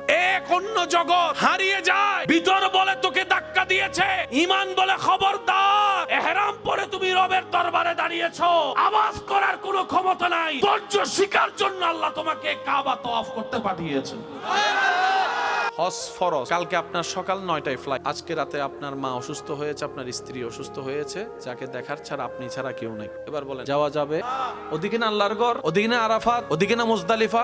আপনার রব কিসে খুশি হয় একটু খেয়াল তো করে। জান্নাত কে পাবে? এক কথাই বুঝবেন, রব যার উপর খুশি হবে জান্নাতে তার ঘর হবে। রবকে খুশি করার জন্য কিছু কাজ লাগবে না? এই কাজগুলোর নামই তো আমল। এই আমলের ভিতর একটা হচ্ছে হজ। সকাল 9টা বাজে ফ্লাইট। একদিকে আল্লাহর ঘর, একদিকে আপনার মা। আপনি দ্বিধাদ্বন্দ্বে পড়ে গেছেন, কি করি কি করি কি করি। আর এলাকার হুজুরের কাছে আসছেন, হুজুর আমি এখন কি করব? হজ তো ফরজ, অনেক সওয়াব, পা কি এখন ওদিকে দিব নাকি এদিকে আমার মা এদিকে দিব? হুজুর বলবে। এবার আমরা প্রশ্ন করলাম, হুজুর আল্লাহ না নারাজ হবে তুই কাবায় না যাই হজ না করি? তখন হুজুর বলে, তুই আল্লাহকে চিনোসই নাই। তুই যদি আজকে তোর মাকে কষ্ট দিয়ে আল্লাহর ঘরে যাস, যে আশায় যাবি কিচ্ছুই পাবি না, বরংস নেগেটিভ হবে। আর এমন হতে পারে তুই যদি আজকে মার দিকে যাস, তুই হজে না গিয়ে হজের সব পেয়ে যাবি। সত্যি করে বলেন, আমরা কি আল্লাহকে কখনো চিনার বোঝার চেষ্টা করছি? আমরা আমাদের মতো ভাবতে চাই সবকিছু। এবার তিনি হজে যান নাই। আল্লাহ তাআলা বলে, বান্দা মার দিকে থাক, বউয়ের দিকে থাক, স্বামীর দিকে থাক, বাচ্চার দিকে থাক, আমারটা পরে করলে হইব, কারণ আমি আল্লাহ আমার বান্দাকে বুঝি। যাকাত আপনার উপর ফরজ, আগামীকালকে আপনি যাকাত দিবেন, আজকে আপনি ঋণে পড়ে গেছেন। আল্লাহ পাক বলে, আমারটা বাদ দাগে মাই বান্দারটা দে, কারণ আমি 1000 গুনাহ থাকলেও তুই তওবা করলে মাফ করে দিব। এই মানুষ 1 পয়সা ফাইললো ছাড়তো না, কিয়ামতের ময়দানে তোর আটকে রাখবো, আগে তারটা বুঝদে। এবার হজের মধ্যে সুযোগ আছে না নাই? যাকাতের মধ্যে সুযোগ আছে না নাই? এবার রোজার সময় আসলো, আপনি যাবেন নর্থ বেঙ্গলে, রোদের তাপ, রোজা রাখার কোনো সুযোগ নাই। ইসলাম বলে না রাখলেও চলবে সফর অবস্থায়, পরে রাখিস। হজের মধ্যে আল্লাহ ছাড় দিছে নাকি দেয় না? রোজাতে, হজে, যাকাতে। এবার সে বান্দা এত সুযোগ পাইয়া, আপনারা তো জানেন কিছু কিছু মানুষের বদভ্যাস আছে, আসতে দিলে বসতে চায়, বসতে দিলে শুইতে চায়, শুইতে দিলে খাইতে চায়, খাইতে দিলে থাকতে চায়, থাকতে দিলে জায়গাটা দখল করতে চায়। বান্দা যখন এত সুযোগ পেয়েছে বিভিন্ন ইবাদতে, এবার সে নামাজও সুযোগ খুঁজে। যে শীত পড়ছে, ঠান্ডা পানি ডাক্তারে ধরতে মানা করছে। আল্লাহ বলে তায়াম্মুম কর। এখন মানুষের একটু পাইলে আরো বেশি চায় না? হজ, রোজা, জাকাত এগুলা কার? নামাজও কার? আল্লাহ সবগুলাতে ছাড় দিছে, কিন্তু নামাজের বেলায় দেখেন আপনি পানি দিয়ে ওযু করতে পারছেন না, রব বলে যে গরম পানি দিয়ে কর। গরম পানি দিয়ে পারবেন না, মাটি দিয়ে কর। এবার আপনি বললেন আল্লাহ আমি এই শীতে মসজিদে যাইতে পারবো না, বান্দা কই খাইছে না দেখি সবগুলাতে সুযোগ দিছে, একবারে সুযোগ, এবারে তো কোনো সুযোগই নেই। এবার বান্দা কয় আল্লাহ মরে ব্যথা দাঁড়াইতে পারি না, বান্দা কয় আল্লাহ বসতো বেশিক্ষণ পারি না, আল্লাহ আমার ঠোঁটে দুইটা বিসি উঠছে আওয়াজ করতে পারি না, মনে মনে বল। এমন কি জান যাওয়ার 1 মিনিট আগেও যদি ওয়াক্ত হয়ে যায়, এবার আপনার বিবেকের কাছে প্রশ্ন করেন আল্লাহ হজও তোমার, জাকাতও তোমার, রোজাও তোমার, নামাজও তোমার, হজের ব্যাপারে ছাড় দিলা, রোজার ব্যাপারে ছাড় দিলা, জাকাতের ব্যাপারে ছাড় দিলা, নামাজের ব্যাপারে বিন্দু পরিমাণ ছাড় দিলা না। আল্লাহ নামাজে এমন আছে কি যেটা অন্য কিছুতে নাই? হজের যখন বিধান আল্লাহ দিতে চাইলেন, আল্লাহ তাআলা জিবরাইলকে দিলেন, জিবরাইল ফেরেশতা নবীর কাছে আনলেন, নবী আমাদেরকে দিলেন। রোজার বিধান আল্লাহ জিবরাইলকে দিলেন, জিবরাইল নবীর কাছে আনলেন, নবী আমাদেরকে দিলেন। জাকাতের বিধান আল্লাহ জিবরাইলকে দিলেন, জিবরাইল নবীর কাছে পৌঁছালেন, নবী আমাদেরকে দিলেন। এবার নামাজের যখন বিষয় আসলো, জিবরাইল বলে আল্লাহ হজ, রোজা, জাকাত যেভাবে আমাকে দিয়েছো আমাকে দাও, আমি পৌঁছাই দিই। রব বলে যে না, যাকে দিব ওনাকে নিয়ে আসেন, হজ দিয়ে আসো, জাকাত দিয়ে আসো, রোজা দিয়ে আসো, নামাজ আমার নবীকে নিয়ে আসো। এমন কি আছে এটাতে? রুকুতে রবের প্রশংসায় আমরা বলি সুবহানা রাব্বিয়াল আযীম, সিজদায় পড়ি আলা। আজিমও তো রবের, আলাও তো রবের, পার্থক্য কি? রুকুতে কেন আজিম পড়তে হয়, সিজদায় কেন আলা? ভাবিনি, ভাবার টাইম নেই। সময়ে আপনি আমি 5G গতির নামাজ পড়ি। ইমাম সাহেব যদি কোনো কারণে একটু তাসবিহ দিল থেকে অথবা একটু সময় দিয়ে পড়ে, পিছন থেকে কাশি দিয়ে মিস কল দেওয়া হয়। অনেকেই দেখবেন মসজিদে ইমাম খতিবে মুকাররম আলোচনা যদি একটু ভারী হয়, একটু সময় বেশি নেয়, অনেকে ঘড়ি। কত বড় স্পর্ধা আমাদের, যিনি সময় দিয়েছেন আমাদের জন্য, ওনার জন্য সময় দিতে আমরা সময় দেখি দেরি যাচ্ছে। কতটুক বিবেক লোপ পেয়েছে আমাদের, নিজেকে প্রশ্ন করলেই দেখা যাবে। হাসরের বিচার পরে করেন, দুনিয়ার বিচারে নিজেকে রাখে। আপনার জানা মতে এই পৃথিবীতে সবচেয়ে পাওয়ারফুল আমাদের নবীর চেয়ে আর কেউ আল্লাহর কাউকে দেয়? যিনি আঙ্গুল তুলেছেন চাঁদ 2 ভাগ, তিনি শুধু আঙ্গুল তুলেছেন, চাঁদ 2 ভাগ রব করে দিয়েছেন। যিনি হাত তুলেছেন, আল্লাহ ডুবন্ত সূর্যকে আবার উল্টাই ফেরত দিয়েছেন। এই নবী, যিনি নবীদের ইমাম, ইমামুল আম্বিয়া, সেই নবী 3 দিন ঘরে খাবার নাই, যার ঘরের খাদেম জিবরাইলের মতো ফেরেশতা, যার নাতিদের জন্য জান্নাত থেকে আল্লাহ পোশাক পাঠায়, ওনার ঘরে 2-3 দিন খাবার। মক্কারে এসে ওনাকে হাজার কথা বলে, নবীজি চুপ করে হাসি মুখে চলে যায়। জিবরাইল বলে ইয়া রাসূলুল্লাহ, একবার শুধু হুকুম দেন, আপনার আমার 2 টাকার পাওয়ার থাকলে 5 টাকা দেখায়। চিনোস হু আই এম? তুই জানোস আমার বাপকে? তুই চিনোস আমার অমুক তমুককে? আর এখানে আল্লাহর বন্ধু, আল্লাহর হাবিব। নবী বলে জিবরাইল বাদ দাও, আমাকে চিনার মতো বুঝ এখন ওদের হয় নাই, ওরা না চিনে ভুল করতেছে, বাদ দাও। নিজের জন্মস্থানে নবীকে থাকতে দেয় নাই, নবী চলে গেছেন মদিনায়। অনেকদিন পরে আসলে সবাই মনে করছে মুহাম্মদ সাল্লাল্লাহু আলাইহি ওয়াসাল্লাম তখন তো একা ছিল, প্রতিশোধ নিতে পারে নাই, আজকে তো 10,000-এর বেশি সৈন্য ওনার সাথে আছে, এবার মনে হয় প্রতিশোধ নিবে। সবার ধারণা এটাই, সবাই চোরের মন পুলিশ পুলিশ ভয়ে লুকাই গেল। আপনার আমার নবী কাবার সেহেনে এসে বলে কোথায় তোমরা আজকে যারা আমাকে কষ্ট দিয়েছো? কোথায় তোমরা যারা আমার রাস্তা বন্ধ করেছিলে? কোথায় তোমরা যারা আমাকে ঘরে যেতে দাও নাই? কোথায় তোমরা যারা আমাকে পাহাড়ে বন্দী করে রেখেছিলে? কোথায় তোমরা যারা আমার উপর কালমা পড়নেওয়ালার উপর অত্যাচার করেছো? আসো আসো আসো। সবাই অবাক, হয়তো প্রতিশোধই নিবে। নবী বলল চিন্তা করিও না, সবাইকে আমি মাফ করে দিয়েছি। ইউসুফ নবীকে বলে যে আল্লাহ পাক বলে ইউসুফ আমি তোমাকে মহব্বত করি। ইউসুফ বলে যে আল্লাহ এটা আমার সৌভাগ্য। আর আল্লাহ পাক বলে যে আমার প্রেমিক হতে চাইলে তোমাকে জ্বলতে হবে। ইউসুফ নবী বলে যে আমি জ্বলতে রাজি। আল্লাহ পাক বলে যে আমার প্রেমিক যদি হতে চাও, ভালোবাসা পেতে চাও, বাপ থেকে দূরে থাকতে হবে। ইউসুফ নবী বলে যে আল্লাহ আমি সেটা রাজি। আল্লাহ পাক বলে ইউসুফ আমাকে ভালোবাসলে কলঙ্ক অপমানিত হতে হবে, সবাই তোমাকে খারাপ জানবে, তোমার জীবনের অনেক বয়স জেলখানায় চলে যাবে, বিনা অপরাধে সাজা। ইউসুফ নবী বলে যে আল্লাহ তোমার প্রেমে যদি সেটা নিতে হয় আমি ইউসুফ সেটাও নিতে রাজি। আল্লাহ পাক বলে ইউসুফ ছোটবেলায় মা হারাতে হবে, কূপে থাকতে হবে। ইউসুফ বলে যে আল্লাহ আমি সেটাতেও রাজি। আল্লাহ তুমি যেমনে করে খুশি হবা আমি ইউসুফ সেভাবে থেকে খুশি হয়ে যাব। সুবহান এমনি হয় নাই ভাই, এমনি হয় নাই। ইব্রাহিম নবী আল্লাহর খলিল, আল্লাহর বন্ধু। কেমন প্রেমিক ছিলেন ভাই, কেমন প্রেমিক ছিলেন। বাপ হয়ে নিজের সন্তানের গলায় ছুরি রেখে দিয়েছেন আল্লাহর নাম। ওনাকে আল্লাহ খলিলুল্লাহ বানালেন, খলিলুল্লাহ। ফেরেশতা জিজ্ঞেস করে, আল্লাহ তোমার বন্ধু খলিল, তুমি বলছো কেন তুমি খলিলকে বন্ধু বানালা, ইব্রাহিমকে বন্ধু বানালা? নমরুদ প্রস্তুত, আগুন প্রস্তুত, সবাই তাকিয়ে আছে, দাঁড়িয়ে আছে। আল্লাহর প্রেরিত নবী ইব্রাহিমকে আসামি বানিয়ে ঝুলানো করা হয়েছে। মান না অপমান? আল্লাহর জমিনে আল্লাহর নবীকে অপমান করা হচ্ছে। আল্লাহ তাআলা ওনার প্রেমের পরীক্ষা নিতেছে। আল্লাহ পাক বলে যে, ইব্রাহিম তোমাকে আমি দোয়ার ক্ষমতা দিলাম, দোয়া করলে কবুল, কিন্তু আমি দেখতে চাই আমার জন্য তুমি কতটুকু সইতে পারো। আজকে আপনাকে আমাকে যদি আল্লাহ 2 মিনিটের দোয়া কবুলের সুযোগ দেয়, পুরা এলাকা উল্টাই ফেলবো, আগুন লাগাই দিব, কানা করে ফেলবো, মানুষ মেরে ফেলবো বদদোয়া করে করে। সেজন্য আল্লাহ আমাদেরকে দেয় না। আল্লাহ কাদেরকে দেয় জানেন? যারা সইতে পারে তাদেরকে দেয়। অস্থির পাবলিককে আল্লাহ দেয়, নালে তো দোয়া করে করে বদদোয়া করে করে সব মেরে ফেলবে। ইব্রাহিম নবী আগুনের সামনে হাজার জনে হাজার কথা বলতেছে, ও দেখ বন্ড নবী, যদি আল্লাহর নবী হইতো আগুনে কি তারা জ্বালাইতে পারতো? এই হাজার কথা। ইব্রাহিম নবী শুনে শুনে মুসকে মুসকে হাসে। জগৎ জিজ্ঞেস করে, আগুনের সামনে আপনার ভয় লাগে না? ইব্রাহিম নবী বলে, যেদিন থেকে এই হৃদয়ে রবের ভয় ঢুকাইছি, সৃষ্টি আমাকে আর ভয় দেখাইতে পারে না। যেদিন থেকে স্রষ্টার ভয় অন্তরে, তোরা যেটাকে আগুন দেখছিস, আমি ইব্রাহিম সেটাকে আমার প্রেমের পরীক্ষা দেখতেছি। সময় অনেকক্ষণ পার হয়ে গেল, ইব্রাহিম নবীকে ফেলে দিছে। এদিকে নমরুদে ইব্রাহিম নবীকে আগুনে ফেলার জন্য উপর থেকে ফেলে দিলেন। আল্লাহ পাক বলে, জিব্রাইল বলে, আল্লাহ তোমার বন্ধু তোমার খলিলকে যে এই দুশমনে জান নাইমা কাফেরে যে আগুনে ফেলতেছে, তোমার কষ্ট লাগে না? আল্লাহ পাক বলে যে, তোর এত কষ্ট লাগলে তুই যা, আমার ইব্রাহিম যেটা বলে সেটা কর, যা, আমি অনুমতি দিছি। ইব্রাহিম নবীকে আগুনের স্পর্শ আসার আগেই নূরের ফেরেশতা জিব্রাইল, নূরের গতি, এসে জিজ্ঞেস করে, ও ইব্রাহিম নবী, মে আই হেল্প ইউ? আমি কি আপনাকে একটু সাহায্য করতে পারি? ইব্রাহিম নবী বলে, তুমি কে? সর নামতেছেন, তখন কথা চলতেছে, তুমি কে? আমাকে, আমি জিব্রাইল, ফেরেশতাদের সর্দার, আমি আসছি আপনার হেল্প করতে। ইব্রাহিম নবী বলে, আল্লাহ পাঠাইছে না তুমি আসছো সেটা বলো।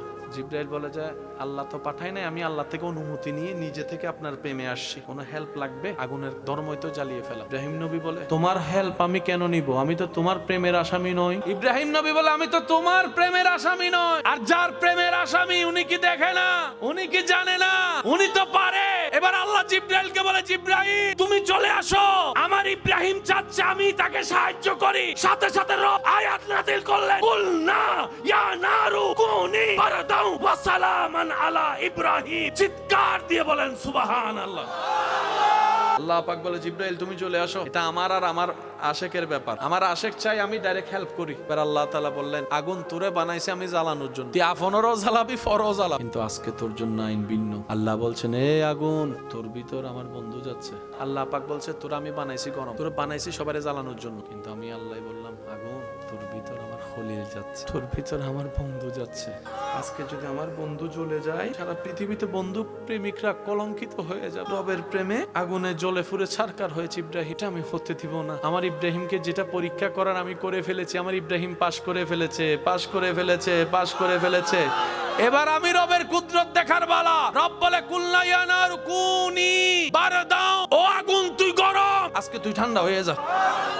বাস কথা এতটুকু শেষ। আশেকদের কথা শেষ হয়নি। আগুনে আল্লাহ ঠান্ডা হওয়ার জন্য নির্দেশ দিয়েছে। এখন যদি টেম্পারেচার খুব কম হয়ে যায়, ইব্রাহিম নবী যদি ওখানে যায় পুরো বরফ হয়ে যায়, কষ্ট হয়ে যাবে না? আল্লাহ কোরআনে বলছেন, এই আগুন ঠান্ডা হ। আগুনে বলে, আল্লাহ কেমন ঠান্ডা হবো, কত মাত্রা? আল্লাহ কোরআনের মধ্যে বলছেন, ওয়া সালামান আলা ইব্রাহিম, এমন ভাবে ঠান্ডা হ যেন আমার ইব্রাহিম তোর ভিতরে গিয়ে বেশি গরমও না লাগে, বেশি শীতও না লাগে, নাতিশীতোষ্ণ। সেজন্য মনে রাখ, যারা রবের আশেক, নবীর প্রেমিক, আল্লাহ তাদেরকে কখনো একা ছাড়ে না। কোনো না কোনো ভাবে পৃথিবী যদি তাদের থেকে দূর সরে যায়, হাত ছেড়ে দেয়, তখন রব্বুল আলামিন গায়বী ভাবে তাদেরকে সাহায্য করে। জান্নাতে যাওয়ার সবার ইচ্ছা আছে। আপনাদের দৃষ্টিতে কি মনে হয়, জান্নাতে যাওয়ার জন্য কিছু চারিত্রিক কোয়ালিটির দরকার আছে না নাই? যদি সে অহংকারী হয়, জান্নাতে যেতে পারবে। যদি সে হিংসুক হয়, জান্নাতে যেতে পারবে। সে যদি বেয়াদব হয়, জান্নাতে যেতে পারবে। সে যদি অভদ্র হয়, জান্নাতে যেতে পারবে। সে যদি অসহ্যকারী হয়, জান্নাতে যেতে পারবে। সে যদি মানুষের কষ্টের কারণ হয়, জান্নাতে যেতে পারবে। তাহলে উল্টা গুলাই লাগবে। এবার জান্নাতে যাওয়ার জন্য একজন ভালো মানুষ হওয়ার দরকার। ভালো মানুষ হওয়ার জন্য কয়েকটা গুণ আমরা বলছি, আপনারা একটু শুনে দেখেন। নম্রতা থাকার দরকার, ভদ্রতা থাকার দরকার, মায়া ভালোবাসা থাকার দরকার, অন্যের উপকার করার মতো একটা মন থাকার দরকার, ধৈর্য ধরার দরকার, সহ্য করার দরকার, ক্ষমা করার দরকার, মেনে নেওয়ার দরকার, মানিয়ে নেওয়ার দরকার। বাস এই 9টাই ধরলাম। এবার আপনারা বলেন, এই 9টা যদি কোনো মানুষের ভিতর থাকে, সে মানুষ আর সংসারে, পরিবারে, এলাকা ঝগড়া করবে, মামলা দিবে, ভাইকে জেলখানায় পাঠাবে? ভাইয়ের রাস্তা বন্ধ করার জন্য দেওয়াল তুলবে? তাহলে পারিবারিক অশান্তি, কারণ অশান্তি হয় গরু ছাগলের কারণে না মানুষের কারণে? ওই মানুষের ভিতরে ধৈর্য না থাকার কারণে, সহ্য করার ক্ষমতা না থাকার। তো এগুলো আপনি শিখবেন কোত্থেকে? যেগুলা গেলে আপনি মানুষ হবেন, মানুষ হলে জান্নাতে যাবেন। আল্লাহ তাআলা বলে আমি তোমাদেরকে ইবাদত দিই নাই, আমি তোমাদেরকে প্র্যাকটিস করার নিয়ামত দিয়েছি। এবার শুধু আমি আপনাদেরকে একটা কথা, আমরা তো কে কি রকম জীবন যাপন করি, কে কি রকম গুনাহগার, সেটা তো আমরা সবাই চিনি জানি, ঠিক না? তাই সত্যি করে বলেন তো, আমাদের এখানে ভিতর কি আল্লাহর কোনো ওলি আছে? আমাদের ভিতর আল্লাহর ওলি? কারণ আমরা জানি আমরা কত বড় বাটপার। আর বাটপার কখনো বলি কখনো বাটপার। আমরা তো জানি আমি কেমন, আপনি তো জানেন আপনি কেমন। সেই হিসাবে আপনি নিজেকে বলি বানাবেন। আপনি যদি নিজের অলি কোন, আপনার বউ কইব কি বলি হইছত বেড়া, কিছুদিন আগে তো আমার ফিটাইয়া তুই যৌতুক লইছ। আমরা কেউ এখনো বলি হতে, আল্লাহর প্রিয় বান্দা হতে পারি? কারো দেওয়া কষ্টে যখন আপনি কান্না করে মন খারাপ করে সময় নষ্ট করছেন, এটা আপনার হায়াত থেকে যাচ্ছে, কারো কোনো লস হচ্ছে না। আপনার জীবন থেকে বাঘটা চলে যাচ্ছে, আপনার জীবন থেকে মাসটা চলে যাচ্ছে। পৃথিবীতে কত মানুষ কবরে চলে গেছে, কত স্বপ্ন আশা ছিল তাদের, সব নিয়ে একসাথে কবরে চলে গেছে। একদিন আপনি আমিও থাকবো না। আর এই পৃথিবী বেশি দিন কাউকে মনে রাখে না ভাই, খুব দ্রুত ভুলে যায় মানুষ। মানুষের এত ব্যস্ততা, অনেক সময় দেখবেন জানাজার মধ্যে এসেও ব্যস্ততা চোখে পড়ে। জীবন অনেক সুন্দর, বিশ্বাস করেন ভাই, অনেক সুন্দর জীবন, কিন্তু আমরা সুন্দর চোখে জীবন দেখতে পারি না। আমরা সুন্দর দৃষ্টিতে আল্লাহর রহমত দিয়ে জীবন তাকাতেই পারি না। গুনাহ করতে করতে করতে করতে, অন্যায় দেখতে দেখতে দেখতে, জুলুম দেখতে দেখতে, এই মায়া শব্দটাই আর মায়া লাগে, অন্তরটা পুরো শক্ত হয়ে গেছে সবার। এই কঠিন শক্ত অন্তরে জীবন যাপন কি করা যাবে? এটা কখনো জীবন নয়। সেজন্য রবের জিকির, তওবা, ইস্তিগফার, ক্ষমা করা, নবীর দরুদ, ইবাদতের সাথে যত থাকবো তত হৃদয় আস্তে আস্তে শান্ত হবে, নরম হবে অন্তর। যে দুই একজন আমাকে ভালোবাসে, আমি আবদার করে একটা কথা বলবো, রাখার চেষ্টা করব। যারা নিজের লাইফ চেঞ্জ করতে চান, শান্তি পেতে চান, আজকে থেকে পারেন আর কালকে থেকে পারেন, একটা কাজ করবেন, রাত্রে ঘুমানোর আগে অজু করে শোয়ার চেষ্টা করবেন। কাজটা কঠিন হলে বাদ দিবেন আর কি। রাত্রে অজু করে শোয়ার চেষ্টা করবেন। কাজকর্ম যা আছে সব শেষ করে রবের কাছে একটু তওবা করবেন নিজের গুনার জন্য। প্রত্যেকদিন রাত্রে আমি ভুল করছি, তুমি রহমান মাফ করে দাও। দিল থেকে আসবে না, কারণ আমাদের দিল এখনো সেই উপযুক্ত হয়। মুখ থেকে বলতে বলতে বলতে একদিন দেখবেন যে দিল থেকে সেই মায়াটাও চলে আসছে, রবের দরবারে কবুলও হয়ে যায়। তৃতীয় নম্বর, কোনো কারণ ছাড়া আপনার আশেপাশে পরিচিত অপরিচিত সবাইকে মাফ করে দিবেন। সে আপনার ভাই, আপনি মাফ না করেন সেটা আপনার ভাই ভাইয়ের ব্যাপার। আপনার ভাইটা তো আপনার রবের বান্দা, আপনার স্ত্রীটা, আপনার স্বামীটা তো রবের বান্দা। আপনি রবের দিকে তাকায় রবের বান্দাকে মাফ করেন, ওই বান্দার রব আপনাকে মাফ করে দিবে। চতুর্থ নাম্বার, যে যতবার পারবেন মন খুলে আপন নবীর উপর দরুদ পড়বেন। এই চারটা কাজ করতে আহামরি 10-15 মিনিট বেশি সময় লাগবে, কিন্তু একটা তওবা যদি কারো জীবনে কবুল হয়ে যায়, দিল বড় রাখবেন, কারণ আমাদের গুনার চাইতো আমাদের রহমানের রহমত অনেক বিশাল। আল্লাহ কবুল করুন। আর শেষ বিদায় বেলায় আপনাদের মেহমান হিসেবে একটা আবদার করব, আপনার থেকে যদি কেউ কিছু পায়, এটা 4 আনা হোক, ডাইকা দিয়ে দেন। আর 4 আনা হাসরের ময়দানে 10 কোটি টাকা দিলেও হবে না। যদি আপনার সামর্থ্য থাকে দিয়ে দেন, যদি আপনার সামর্থ্য না থাকে তারা একটু দূরে বলেন, ভাই আবুল আখের মাফ করে দেন। হয়তো মাপ নিয়ে নেন, না হয় দিয়ে দেন, না হয় অন্য কিছু দিয়ে তাকে বুঝ দিয়ে দেন। দুনিয়াতে বুঝ দেওয়া যত সহজ হবে। আপনারা বাদাম খেতে গেলে অনেক সময়, মামা 5 টাকার বাদাম দেন কইয়া, ওই বাদামওয়ালা যদি এই দাবি না ছাড়ে, 1 টাকা বাদাম হাসরের ময়দানে 10 লাখ 10-20 টাকার না 50 ওয়াক্ত নামাজ দিল। আমরা তো অনেক সময় দুষ্টামি করে অনেক ভুল করি। তো উনি যদি দাবি না ছাড়ে, আল্লাহর ব্যাপারে ক্ষমা পাওয়া সহজ, বান্দার থেকে ক্ষমা পাওয়া কঠিন। সেজন্য একটু চেষ্টা করলে পারবেন, অসম্ভব কিছুই না। শুধু চোখটা নিচে রাখবেন, মুখটা বন্ধ রাখবেন, মুখে হাসি রাখবেন। আজকে থেকে কারো প্রতি কোনো রাগ, হিংসা, অহংকার মনের মধ্যে আসলো, আমরা উত্তর মনকে বলবো আলহামদুলিল্লাহ। যদি দুশমনও আপনার অপছন্দের কেউ যদি কিছু পায়, যেটা আপনার পাওয়াটা শুনে দেখে অন্তরে আঘাত পায়, আপনি হিংসা পর্যন্ত সে আঘাত পৌঁছানোর আগে আপনি খুশি মনে বলবেন আলহামদুলিল্লাহ, আল্লাহ যাকে দিয়েছেন বুঝে শুনেই দিয়েছেন, আমার কোনো আপত্তি করার কোনো অধিকার। হিংসা করলে নিজেরটাই কমে, কিন্তু আপনি শুকরিয়া করলে, তার জন্য দোয়া করলে আপনারটাই বাড়বে। সেজন্য পাওয়ার একটা মাধ্যম হচ্ছে সবার জন্য দোয়া করবেন। আল্লাহ তাআলা সেগুলো আপনার রিজিকে, আপনার জীবনে দান করবেন। সুবহানাল্লাহ। ভাই আমি একটা হিসাব ভালো বুঝি, যে সেকেন্ডটা এখন চলে যাচ্ছে, হাজার চেষ্টা করলেও ফিরাতে পারবো না। আর আমরা যদি সত্যিকার বুদ্ধিমান হই, নিজের ভাগের সেই হিসাবটা, লস প্রজেক্ট আমরা দেখতে চাই না। লাভ আপনার কিসের লাভ? প্রথম লাভ দেখেন, কষ্টটার কষ্ট লাগে, টেনশনটার টেনশন লাগে, কান্নার থাকে। উল্টা সিজদা দেওয়ার কারণে আল্লাহ তাআলা আপনার গুনাহ মাফ করে দিবে। আল্লাহ চাহে তো আপনাকে জান্নাতের রাস্তাও দেখায় দিবে।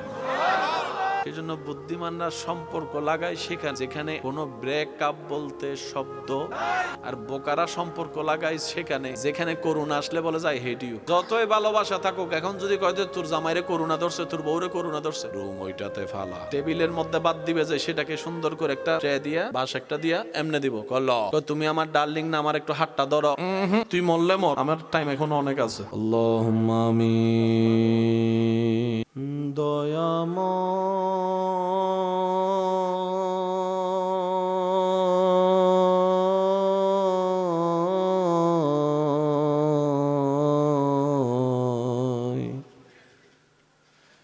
মাফি মাঙ্গি তোমার দরবারে, আমরা মাফি মাঙ্গি তোমার দরবারে। আলহামদুলিল্লাহি রাব্বিল আলামিন ওয়াসসালাতু আলা নবিল কারীম ওয়া আলা আলিহি ওয়া আসহাবিহি আজমাইন। রব্বুল আলামিন, আজকের এই মাহফিলকে তুমি কবুল করো। যারা প্রকাশ্যে গোপনে সহযোগিতা করেছেন তাদের হাতকে কবুল করো। যারা সশরীরে উপস্থিত হয়েছিলেন, এখনও আছেন, দূর থেকে শ্রবণ করেছেন, মওলা আল্লাহ আমার প্রত্যেকটা ভাই বোনদের এই হাজিরিকে তুমি কবুল করো। আল্লাহ তোমার দরবারে আমরা যে আজকে দুইটা ভিক্ষার হাত তুলে দিয়েছি, আল্লাহ আমরা জানি তোমার কাছে চাওয়ার কোনো যোগ্যতা আমাদের কাছে নেই। আল্লাহ এই জীবনে তুমি আমাদের চাওয়ার চাইতেও যোগ্যতার চাইতেও 1000 গুণ বেশি দান করেছো মওলা, কিন্তু সেই তুলনায় শুকরিয়া আমরা আদায় করতে পারিনি। আল্লাহ আল্লাহ তুমি রহমান বলে এখনো টিকে আছি আমরা। আল্লাহ তুমি রহিম বলে এখনো আমাদের অস্তিত্ব আছে। আল্লাহ আল্লাহ তুমি গফফার বলে এখনো হাত তোলার সাহস পাচ্ছি মুনাজাতে। আল্লাহ আমরা জানি আমাদের মতো ব্যর্থ আর কেউ নাই। আল্লাহ আমরা জানি আমাদের মতো অপদার্থ আর কেউ নাই। আল্লাহ হয়তো তোমার সৃষ্টিতে শ্রেষ্ঠ গুনাহগারদের লিস্টি করলে আল্লাহ আমাদের নামটাই হয়তো সবার আগে থাকবে। আল্লাহ কি করব আল্লাহ, আমরা বুঝিনি, নিজের নফসকে গুরুত্ব দিতে গিয়ে আল্লাহ কলবের গুরুত্ব ভুলে গিয়েছিলাম। আল্লাহ গো, তুমি না রহমান, তুমি না রহিম, আল্লাহ ক্ষমা করে দাও না। আল্লাহ আমাদেরকে একটু ক্ষমা করে দাও না। আল্লাহ তুমি মাফ না করলে কে আমাদেরকে মাফ করবে? আল্লাহ আল্লাহ তোমার রহমান নামের সদকায়, রহিম নামের দিকে তাকায় আমরা সব গুনাহগারকে আল্লাহ একটু মেহেরবানি করে ক্ষমা ভিক্ষা করে দাও। আল্লাহ আমাদের মা বাবার গুনাহ মাফ করে দাও, দাদা দাদি নানা নানির গুনাহ মাফ করে দাও। আল্লাহ অত্র এলাকায় কোন কবরে কি আযাব হচ্ছে আল্লাহ আমরা জানি না। আল্লাহ হয়তো আমাদের পাশ থেকে কবরবাসী চিৎকার করছে, হয়তো আমরা শোনার মতো কান পাচ্ছি না। আল্লাহ মেহেরবানি করে একটু দয়া করে তোমার রহমত দিয়ে কবরবাসী আযাব একটু মাফ করে দাও। আল্লাহ আমরা কবরে যাওয়ার আগে কবরে শান্তিতে জীবন যাপন করার মতো নিয়ামত নিয়ে যেন কবরে ইজ্জতের সাথে ঈমানের সাথে যেতে পারি, সে তৌফিক দান। আল্লাহ তোমার গফফার নামের সদকায় মেহেরবানি করে একটু মাফ করে দাও। আল্লাহ এখানে অনেক মানুষ আছেন দিনের পর দিন ওষুধ খাচ্ছে, কোনো কাজও হয় না। আল্লাহ অনেকে আবার টাকার অভাবে ওষুধও কিনে খাইতে পারে না। আল্লাহ আইয়ুব নবীর ধৈর্যের সদকায় যারা অসুস্থ আছে তাদেরকে তুমি শেফার ব্যবস্থা করে দাও। আল্লাহ এই অসুস্থতা, এই অভাব, এই কষ্ট, এই যন্ত্রণা, পারিবারিক সামাজিক কষ্টগুলা যদি আমাদের গুনাহ মাফের কারণ হয়ে থাকে তাহলে আমাদের সবাইকে ধৈর্য ধারণ করার তৌফিক দিও। আল্লাহ প্রত্যেকটা পরিবারে একটু শান্তির ব্যবস্থা করে দাও। আল্লাহ অনেক পরিবার আছে এক ছাদের নিচে স্বামী স্ত্রী মা বাবা ছেলে মেয়ে থাকে, কারো সাথে কারো দিলের মিল নাই, মনের মিল নাই। আল্লাহ কেমন জানি আমরা একটা রোবটের জীবন চলে ফেলি। আল্লাহ সবার অন্তরকে তুমি শান্ত করে দাও, সবার মনে তুমি রহমত নাজিল করো। আল্লাহ পরিবারের প্রত্যেকটা সদস্য ছোটরা যেন সব কিছু ভুলে বড়দেরকে সম্মান করতে পারে, বড়রা যেন সব কিছু ভুলে ছোটদেরকে স্নেহ করে ছায়া দিয়ে রাখতে পারে, সেই মহাব্বতের জীবন সবাইকে দান করে দাও। আল্লাহ শয়তানের সাথে যুদ্ধ করার কোনো ক্ষমতা আমাদের নাই আল্লাহ। আল্লাহ, আমরা একদিকে প্রস্তুতি নিলে শয়তান 10 দিকে হামলা করে। আল্লাহ, তোমার কুদরতি দরবার থেকে আমরা সাহায্য চাই। তুমি নিজ গুণে শয়তানের ওয়াসওয়াসা থেকে আমাদের মনকে, ব্রেইনকে, চিন্তাকে, সারা শরীরকে আল্লাহ তুমি কুদরতিভাবে হেফাজত করিও। আল্লাহ, নামাজে এমন কি স্বাদ আছে, ইমাম হুসাইন কারবালার ময়দানও নামাজ ছাড়ে নাই। আল্লাহ, আল্লাহ, নামাজে এমন কি নিয়ামত আছে যার কারণে আল্লাহ সাহাবায়ে কেরাম যুদ্ধের ময়দানে নামাজ ছাড়ে নাই। আল্লাহ, নামাজে এমন কি রং নিয়ামত আছে। আল্লাহ, হযরত আলী রাদিয়াল্লাহু তাআলা তীর বের করলো, খবর হয় নাই। আল্লাহ, ওই রকম নামাজ তো আমরা পড়তে পারবো না জানি, কিন্তু তোমার কাছে চাইতে তো আল্লাহ আমাদের কোনো কমতি নাই, লজ্জা নাই। আল্লাহ, তোমার কাছে একটা ভিক্ষা চাই, আমাদের জীবনে একবার হলো আমাদেরকে সুযোগ দিও, আমরা যেন মন প্রাণ ভরে নামাজে তোমার দরবারে সিজদা দিতে পারি। আল্লাহ, আল্লাহ, নামাজের নূর আমাদেরকে দান করো। আল্লাহ, আমাদেরকে হেদায়েতের নূর দান করো। আল্লাহ, কেমনে চললে তুমি খুশি হবা আমরা জানি না, মনে করে করে অনেক কিছুই করি, জানি না আল্লাহ কোনটাতে তুমি খুশি হবা। আল্লাহ, তুমি আমাদেরকে নিজ গুণে তুমি আমাদেরকে চালাইও, সেভাবে যেভাবে চললে তুমি খুশি হবা, তোমার নবী খুশি হবে। আল্লাহ, আল্লাহ, যারা যারা আজকে মাহফিল কমিটি মাহফিলের কাছে দোয়া চেয়েছেন, সবার নামে নামে দোয়া তুমি কবুল করো রব্বুল আলামিন। আমার আশেপাশে যত মুরব্বী ওলামায়ে কেরাম আছে, তালিবুল ইলম ভাইয়েরা আছেন, ওনাদের হাতের উসিলাই, আমিনের উসিলাই, আমি অদমের আমিনকেও আল্লাহ তুমি একটু কবুল করে নাও। আল্লাহ, আমাদেরকে নম্র থাকার তৌফিক দান করো। আল্লাহ, আমাদেরকে ভদ্র বানাইয়া দাও। আল্লাহ, আমাদেরকে ধৈর্যশীল সহনশীল বানাইয়া দাও। আল্লাহ, হাসি মুখে যেন কথা বলতে পারি, সেই সুন্দর জীবন সবাইকে তুমি দান করো। তুমি শেষে বিচারের আদালতে করবে বিচারে হাকিম হই, আমরা তোমার ক্ষমার যোগ্য নই। আল্লাহ, আমরা তোমার ক্ষমার যোগ্য নই। সেদিন আদালতে তোমার সামনে কেমন করে যাব,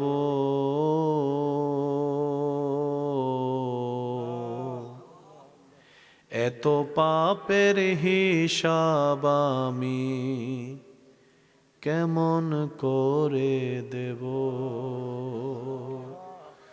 সেদিন আদালতে তোমার সামনে কেমন করে যাব,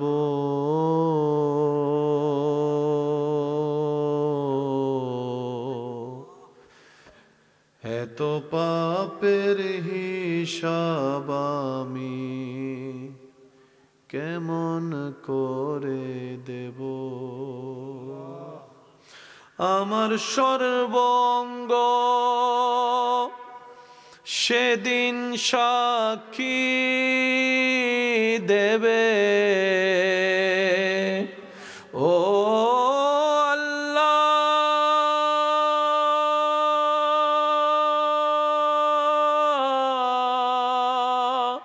ও আল্লাহ,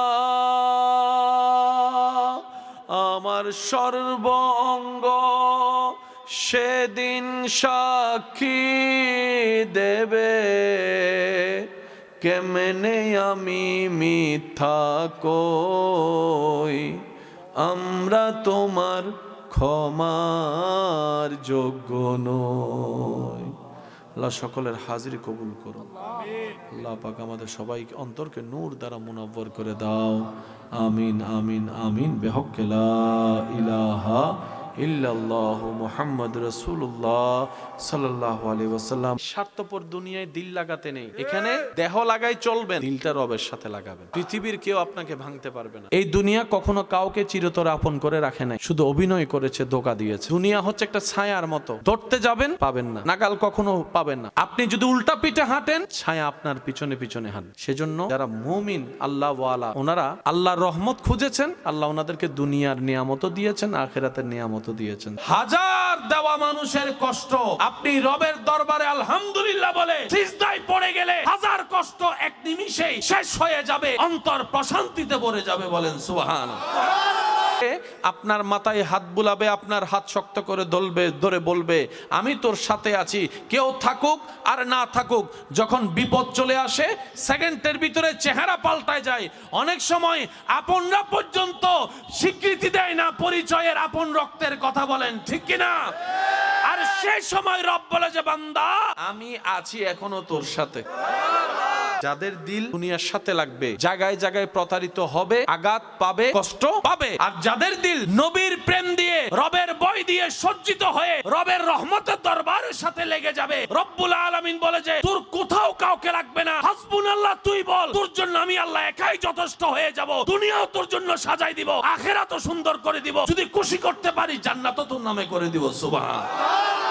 অন্যের দোষ যত তাড়াতাড়ি চোখে পড়ে, কেন আফসোস আমার নিজের দোষ আমার চোখে পড়লো না। অন্যের বিচার করার জন্য তো আমি বিচারক সেজে গেলাম হাজারবার, কিন্তু নিজের দোষের বেলায় তো বারবার কেমন জানি উকিল সেজে বসেছিলাম। অন্যের দোষ না করলেও চাপাই দোষ দিয়েছি, তুই দোষী, তুই দোষী, তোকে সাজা পেতেই হবে। নিজের বেলায় কিংবা নিজের আপনদের বেলায় যখন আসে, তখন শুধু জায়গা খুঁজি আর ফাঁক খুঁজি কিভাবে তাকে নিরপরাধ প্রমাণ করা যেতে পারে। আমরা তো মানুষ হতে পারিনি ভাই, মানুষ হতে পারিনি। বিশ্বাস করেন, যেদিন আপনি মনে প্রাণে মানুষ হওয়া শুরু করবেন, সেদিন আপনার টেনশনের কারণে রাতের ঘুম উধাও হবে না। আপনি গাছতলায় বসেও রোদের ভিতরে ঘুমাতে পারবেন। আমার মতো পাপী আর কেউ নাই, আমার মতো অপরাধ আর কেউ নাই। রবের দরবারে কোন মুখ নিয়ে দাঁড়াবো সেই দিন, যে রব না চাইতে এত কিছু দান করেছেন আমাকে, আমি কেমনে দাঁড়াবো সেই রবের সামনে? আপনার অন্তর কেঁপে উঠবে, দেখবেন যখন আপনার ভিতরে রবের রহমত আসা শুরু করবে। বিশ্বাস করেন ভাই, আপনার আর আগের মতো কারো সাথে ঝগড়া করে সময় নষ্ট করতে ইচ্ছা করবে না। যখন রহমতের চাদর আপনার উপর আসবে,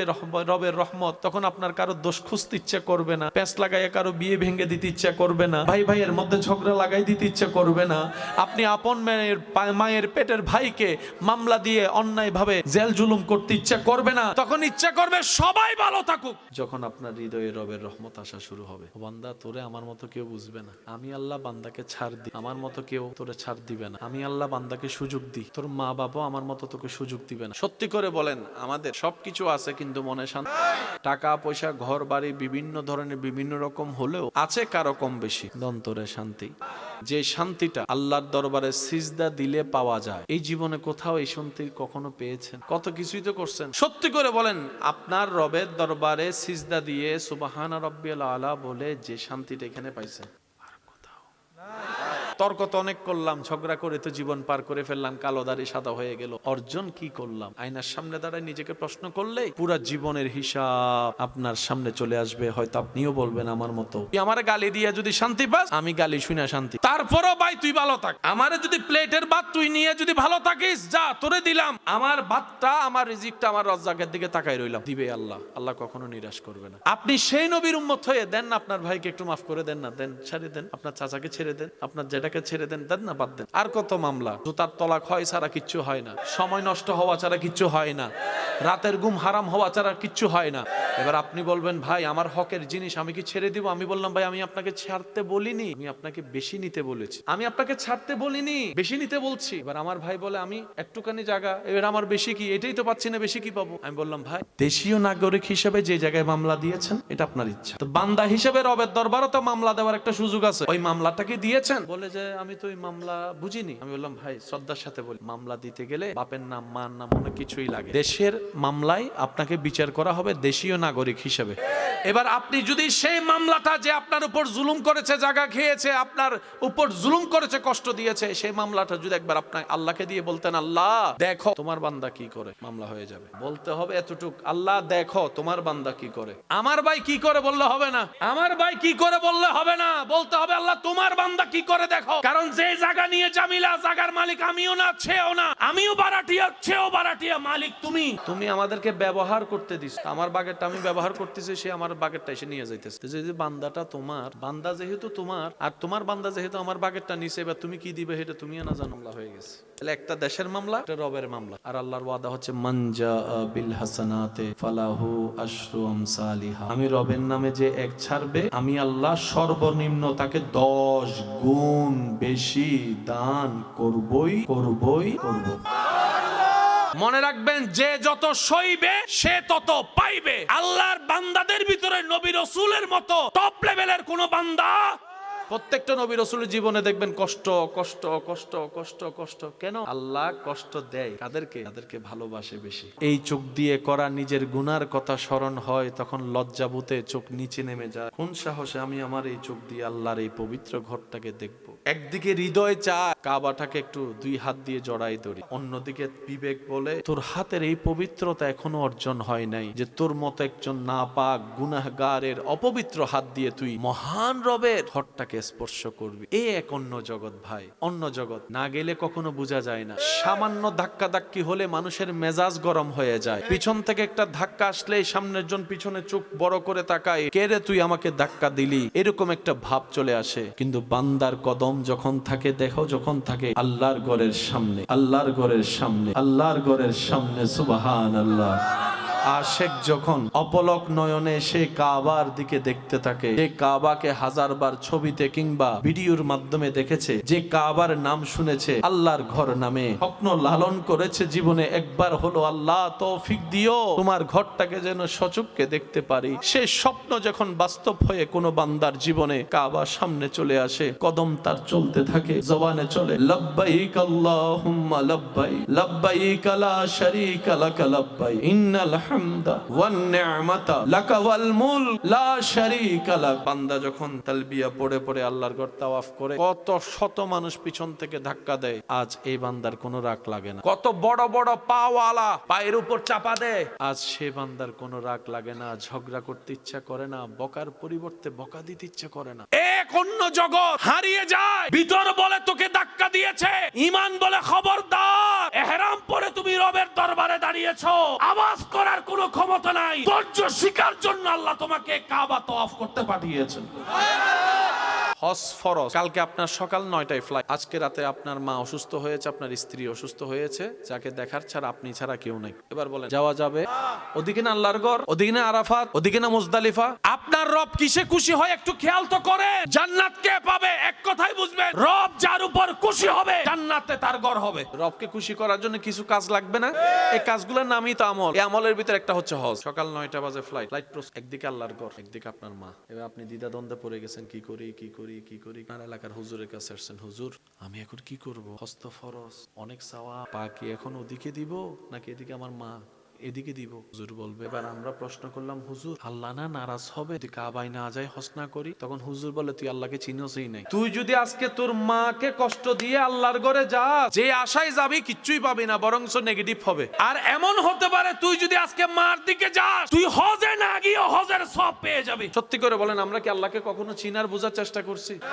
আমরা আমাদের মতো ভাবতে চাই সবকিছু। এবার তিনি হজে যান নাই। আল্লাহ তাআলা বলে, বান্দা মার দিকে তাক, বউয়ের দিকে তাক, স্বামীর দিকে তাক, বাচ্চার দিকে তাক, আমারটা পরে করলে হইব, কারণ আমি আল্লাহ আমার বান্দাকে বুঝি। যাকাত আপনার উপর ফরজ, আগামীকালকে আপনি যাকাত দিবেন, আজকে আপনি ঋণে পড়ে গেছেন। আল্লাহ পাক বলে, আমারটা বাদ দাগে মাই বান্দারটা দে, কারণ আমি 1000 গুনাহ থাকলেও তুই তওবা করলে মাফ করে দিব। এই মানুষ 1 পয়সা ফাইলো ছাড়তো না, কিয়ামতের ময়দানে তোর আটকে রাখবো, আগে তারটা বুঝদে। এবার হজের মধ্যে সুযোগ আছে না নাই?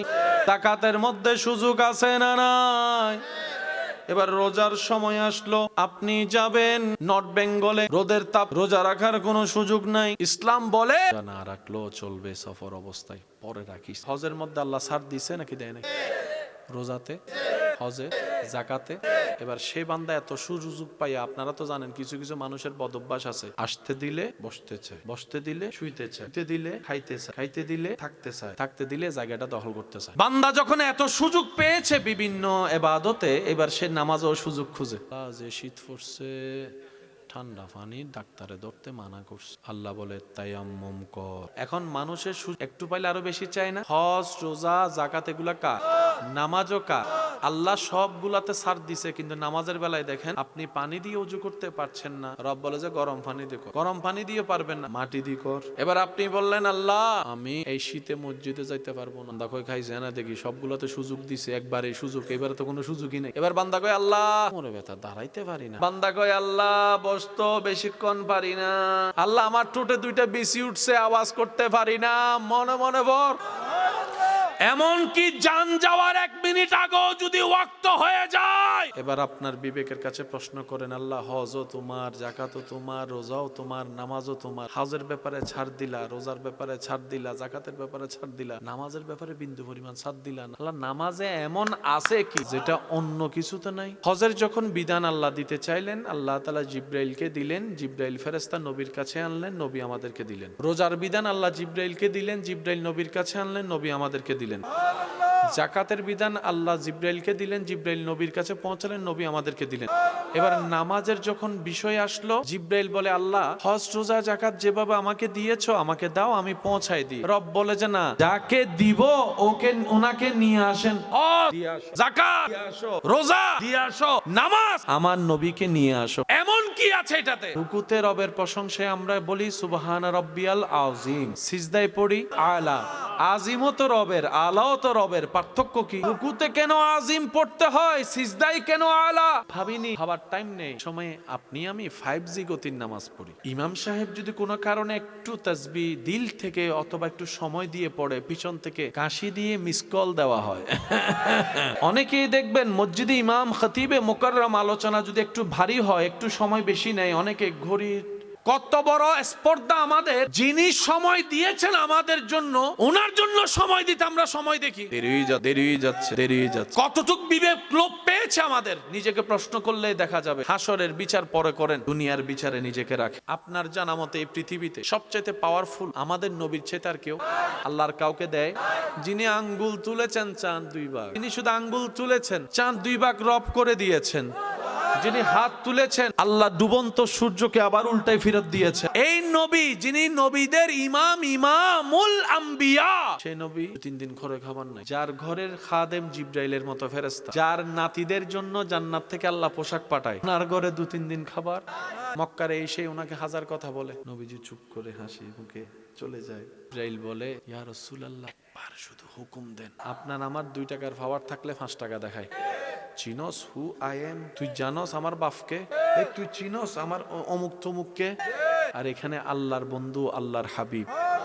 নবী বলে জিবরাইল বাদ দাও, আমাকে চিনার মতো বুঝ এখন ওদের হয় নাই, ওরা না চিনে ভুল করতেছে, বাদ দাও বাদ দাও বাদ দাও। নিজের জন্মস্থানে নবীকে থাকতে দেয় নাই, নবী চলে গেছেন মদিনায়। অনেকদিন পরে আসলে সবাই মনে করছে মুহাম্মদ সাল্লাল্লাহু আলাইহি ওয়াসাল্লাম তখন তো একা ছিল, প্রতিশোধ নিতে পারে নাই। আজকে তো 10,000-এর বেশি সৈন্য ওনার সাথে আছে, এবার মনে হয় প্রতিশোধ নিবে। সবার ধারণা এটাই, সবাই চোরের মন পুলিশ পুলিশ, ভয়ে লুকাই গেল। আপনার আমার নবী কাবার সেহেনে এসে বলে, কোথায় তোমরা আজকে যারা আমাকে কষ্ট দিয়েছো? কোথায় তোমরা যারা আমার রাস্তা বন্ধ করেছিলে? কোথায় তোমরা যারা আমাকে ঘরে যেতে দাও নাই? কোথায় তোমরা যারা আমাকে পাহাড়ে বন্দী করে রেখেছিলে? কোথায় তোমরা যারা আমার উপর কালমা পড়নেওয়ালার উপর অত্যাচার করেছো?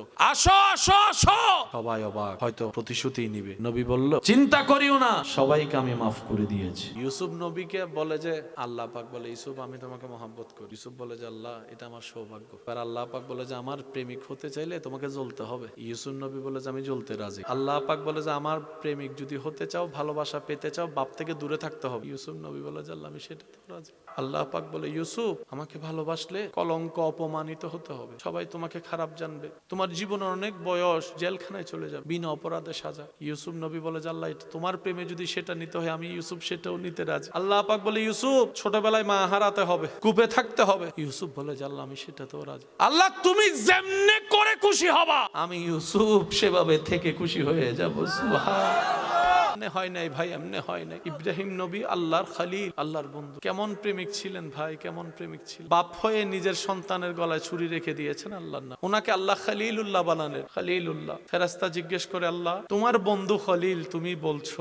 কেন তুমি খলিলকে বন্ধু বানালা, ইব্রাহিমকে বন্ধু বানালা? নমরুদ প্রস্তুত, আগুন প্রস্তুত, সবাই তাকিয়ে আছে, দাঁড়িয়ে আছে। আল্লাহর প্রেরিত নবী ইব্রাহিমকে আসামি বানিয়ে ঝুলানো করা হয়েছে। মান্না অপমান, আল্লাহর জমিনে আল্লাহর নবীকে অপমান করা হচ্ছে। আল্লাহ তাআলা ওনার প্রেমের পরীক্ষা নিতেছে। আল্লাহ পাক বলে যে, ইব্রাহিম তোমাকে আমি দোয়ার ক্ষমতা দিলাম, দোয়া করলে কবুল, কিন্তু আমি দেখতে চাই আমার জন্য তুমি কতটুকু সইতে পারো। আজকে আপনাকে আমাকে যদি আল্লাহ 2 মিনিটের দোয়া কবুলের সুযোগ দেয়, পুরা এলাকা উল্টাই ফেলবো, আগুন লাগাই দিব, কানা করে ফেলবো, মানুষ মেরে ফেলবো বদদোয়া করে করে। সেজন্য আল্লাহ আমাদেরকে দেয় না। আল্লাহ কাদেরকে দেয় জানেন? যারা সইতে পারে তাদেরকে দেয়। অস্থির পাবলিককে আল্লাহ দেয়, নালে তো দোয়া করে করে বদদোয়া করে করে সব মেরে ফেলবে। ইব্রাহিম নবী আগুনের সামনে হাজার জনে হাজার কথা বলতেছে, ও দেখ বন্ড নবী, যদি আল্লাহর নবী হইতো আগুনে কি তারে জ্বালাইতে পারতো? এই হাজার কথা। ইব্রাহিম নবী শুনে শুনে মুসকে মুসকে হাসে। জগৎ জিজ্ঞেস করে, আগুনের সামনে আপনার ভয় লাগে না? ইব্রাহিম নবী বলে, যেদিন থেকে এই হৃদয়ে রবের ভয় ঢুকাইছি, সৃষ্টি আমাকে আর ভয় দেখাইতে পারে না। যেদিন থেকে স্রষ্টার ভয় অন্তরে, তোরা যেটাকে আগুন দেখছিস, আমি ইব্রাহিম সেটাকে আমার প্রেমের পরীক্ষা দেখতেছি। সময় অনেকক্ষণ পার হয়ে গেল, ইব্রাহিম নবীকে ফেলে দিছে। এদিকে নমরুদে ইব্রাহিম নবীকে আগুনে ফেলার জন্য উপর থেকে ফেলে দিলেন। আল্লাহ পাক বলে, জিব্রাইল বলে, আল্লাহ তোমার বন্ধু তোমার খলিলকে যে এই দুশমনে জান নাইমা কাফেরে যে আগুনে ফেলতেছে, তোমার কষ্ট লাগে না? আল্লাহ পাক বলে যে, তোর এত কষ্ট লাগলে তুই যা, আমার ইব্রাহিম যেটা বলে সেটা কর, যা, আমি অনুমতি দিছি। ইব্রাহিম নবীকে আগুনের স্পর্শ আসার আগেই নূরের ফেরেশতা জিব্রাইল, নূরের গতি, এসে জিজ্ঞেস করে, ও ইব্রাহিম নবী, মে আই হেল্প ইউ, আমি কি আপনাকে একটু সাহায্য করতে পারি? ইব্রাহিম নবী বলে, তুমি কে? সর নামতেছেন, তখন কথা চলতেছে, তুমি কে? আমাকে, আমি জিব্রাইল, ফেরেশতাদের সর্দার, আমি আসছি আপনার হেল্প করতে। ইব্রাহিম নবী বলে, আল্লাহ পাঠাইছে না তুমি আসছো সেটা বলো। জিব্রাইল বলে যে, আল্লাহ তো পাঠায় নাই, আমি আল্লাহ থেকে অনুমতি নিয়ে নিজে থেকে আপনার প্রেমে আসছি, কোনো হেল্প লাগবে? আগুনের ধর্মই তো জ্বালিয়ে ফেলা। ইব্রাহিম নবী বলে, তোমার হেল্প আমি কেন নিব? আমি তো তোমার প্রেমের আসামি নই। ইব্রাহিম নবী বলে, আমি তো তোমার প্রেমের আসামি নয়। আর যার প্রেমের আসামি, উনি কি দেখে না? উনি কি জানে না? উনি তো পারে। এবার আল্লাহ জিব্রাইলকে বলে, জিব্রাইল তুমি চলে আসো, আমার ইব্রাহিম চাচ্ছে আমি তাকে সাহায্য করি। সাথে সাথে রব আয়াত নাযিল করলেন, কুলনা ইয়া নারু কুনি বারদাও ওয়া সালামান আলা ইব্রাহিম। চিৎকার দিয়ে বলেন সুবহানাল্লাহ। আল্লাহ পাক বলে, জিব্রাইল তুমি চলে আসো, এটা আমার আর আমার আশেকের ব্যাপার। আমার আশেক চাই, আমি ডাইরেক্ট হেল্প করি। এবার আল্লাহ তাআলা বললেন, আগুন তোরে বানাইছে আমি জ্বালানোর জন্য, তুই আফনেরও জ্বালাবি, ফরও জ্বালাবি, কিন্তু আজকে তোর জন্য আইন ভিন্ন। আল্লাহ বলছেন, এ আগুন, তোর ভিতর আমার বন্ধু যাচ্ছে। আল্লাহ পাক বলছে, তোরা আমি বানাইছি গরম, তোরে বানাইছি সবারে জ্বালানোর জন্য, কিন্তু আমি আল্লাহ বললাম, আগুন তোর ভিতর আমার খলিল যাচ্ছে, তোর ভিতর আমার বন্ধু যাচ্ছে। আজকে যদি আমার বন্ধু জ্বলে যায়, সারা পৃথিবীতে বন্ধু প্রেমিকরা কলঙ্কিত হয়ে যাবে। রবের প্রেমে আগুনে জ্বলে ফুরে ছারকার হয়েছে ইব্রাহিম, এটা আমি হতে দিব না। আমার ইব্রাহিমকে যেটা পরীক্ষা করার আমি করে ফেলেছি, আমার ইব্রাহিম পাশ করে ফেলেছে, পাশ করে ফেলেছে, পাশ করে ফেলেছে।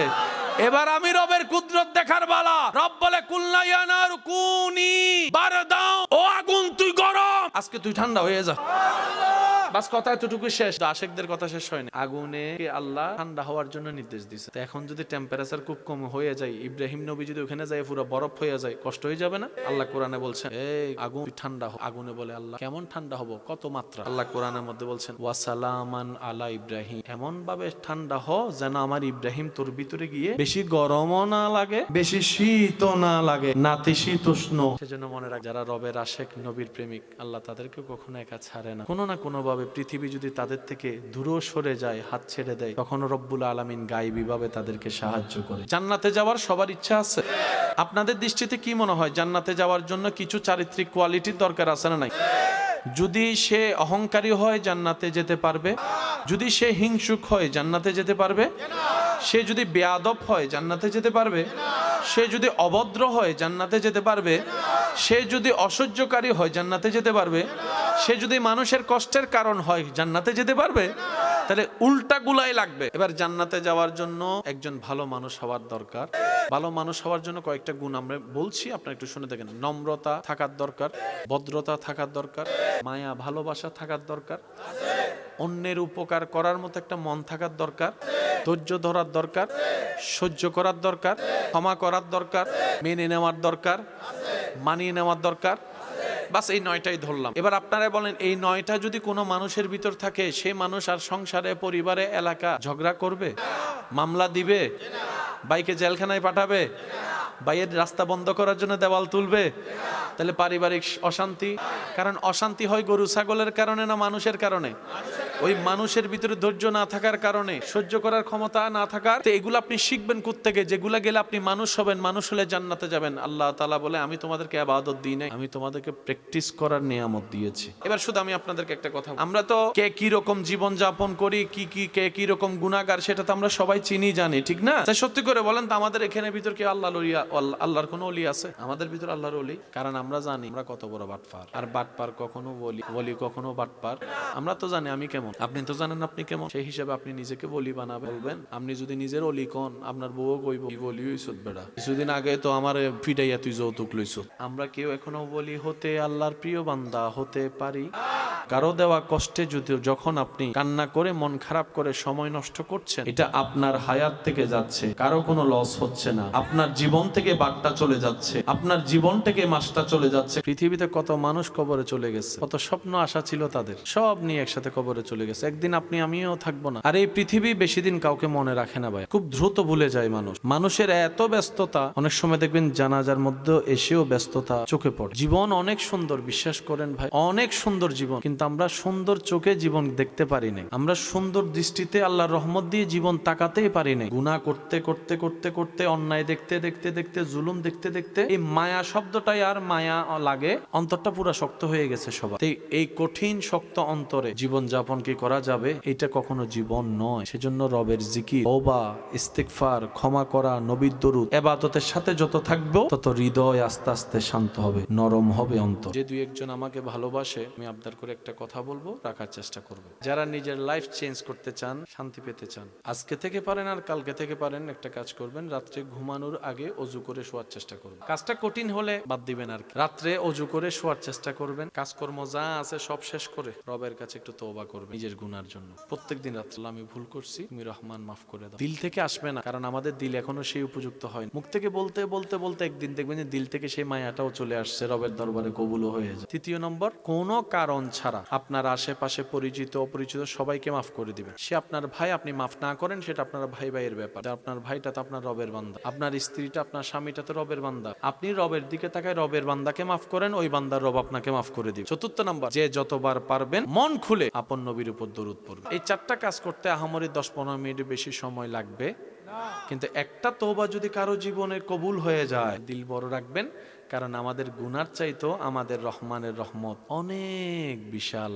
আল্লাহ কবুল করুন। আর শেষ বিদায় বেলায় আপনাদের মেহমান হিসেবে একটা আবদার করব, আপনার থেকে যদি কেউ কিছু পায়, 4 আনা হোক ডাইকা দিয়ে দেন। আর 4 আনা হাসরের ময়দানে 10 কোটি টাকা দিলেও হবে না। যদি আপনার সামর্থ্য থাকে দিয়ে দেন, যদি আপনার সামর্থ্য না থাকে তারা একটু দৌড়ে বলেন ভাই আবুল আখের মাফ করে দেন। হয়তো মাপ নিয়ে নেন, না হয় দিয়ে দেন, না হয় অন্য কিছু দিয়ে তাকে বুঝ দিয়ে দেন। দুনিয়াতে বুঝ দেওয়া যত সহজ হবে। আপনারা বাদাম খেতে গেলে অনেক সময়, মামা 5 টাকার বাদাম দেন কইয়া, ওই বাদামওয়ালা যদি এই দাবি না ছাড়ে, 1 টাকা বাদাম হাসরের ময়দানে 10-20 টাকা না 50 ওয়াক্ত নামাজ দিল। আমরা তো অনেক সময় দুষ্টামি করে অনেক ভুল করি। উনি যদি দাবি না ছাড়ে, আল্লাহর ব্যাপারে ক্ষমা পাওয়া সহজ, বান্দার থেকে ক্ষমা পাওয়া কঠিন। সেজন্য একটু চেষ্টা করলে পারবেন, অসম্ভব কিছুই না। শুধু চোখটা নিচে রাখবেন, মুখটা বন্ধ রাখবেন, মুখে হাসি রাখবেন। আজকে থেকে কারো প্রতি কোনো রাগ, হিংসা, অহংকার মনের মধ্যে আসলেও আমরা উত্তর মনকে বলবো আলহামদুলিল্লাহ। যদি দুশমনও আপনার অপছন্দের কেউ যদি কিছু পায়, যেটা আপনার পাওয়াটা শুনে দেখে অন্তরে আঘাত পায়, আপনি হিংসা পর্যন্ত সে আঘাত পৌঁছানোর আগে আপনি খুশি মনে বলবেন আলহামদুলিল্লাহ, আল্লাহ যাকে দিয়েছেন বুঝে শুনেই দিয়েছেন, আমার কোনো আপত্তি করার কোনো অধিকার। হিংসা করলে নিজেরটাই কমে, কিন্তু আপনি শুকরিয়া করলে, তার জন্য দোয়া করলে আপনারটাই বাড়বে। সেজন্য পাওয়ার একটা মাধ্যম হচ্ছে সবার জন্য দোয়া করবেন। আল্লাহ তাআলা সেগুলো আপনার রিজিকে, আপনার জীবনে দান করবেন। সুবহানাল্লাহ। ভাই আমি একটা হিসাব ভালো বুঝি, যে সেকেন্ডটা এখন চলে যাচ্ছে, হাজার চেষ্টা করলেও ফিরাতে পারবো না। আর আমরা যদি সত্যিকার বুদ্ধিমান হই, নিজের ভাগের সেই হিসাবটা, লস প্রজেক্ট আমরা দেখতে চাই না। লাভ আপনার কিসের লাভ? প্রথম লাভ দেখেন, কষ্টটার কষ্ট লাগে, টেনশনটার টেনশন লাগে, কান্নার থাকে। উল্টা সিজদা দেওয়ার কারণে আল্লাহ তাআলা আপনার গুনাহ মাফ করে দিবে। আল্লাহ চাহে তো আপনাকে জান্নাতের রাস্তাও দেখায় দিবে। সেজন্য বুদ্ধিমানরা সম্পর্ক লাগায় সেখানে যেখানে কোনো ব্রেকআপ বলতে শব্দ, আর বোকারা সম্পর্ক লাগায় সেখানে যেখানে করুণা আসলে বলে যায় হেট ইউ। যতই ভালোবাসা থাকুক, এখন যদি কয় যে তোর জামাইরে করুণা ধরছে, তোর বউরে করুণা ধরছে, রুম ওইটাতে ফালা, টেবিলের মধ্যে বাদ দিবে যে সেটাকে সুন্দর করে একটা ট্রে দিয়া বাস একটা দিয়া এমনে দিব, কল তুমি আমার ডার্লিং না, আমার একটু হাতটা ধরো, তুই মরলে মর, আমার টাইম এখন অনেক আছে। আল্লাহুম্মা আমিন।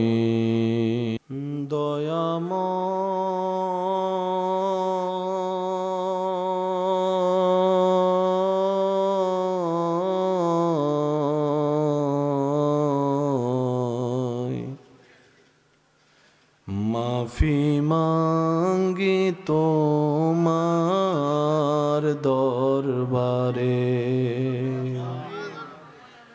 আমরা মাফি মাঙ্গি তোমার দরবারে।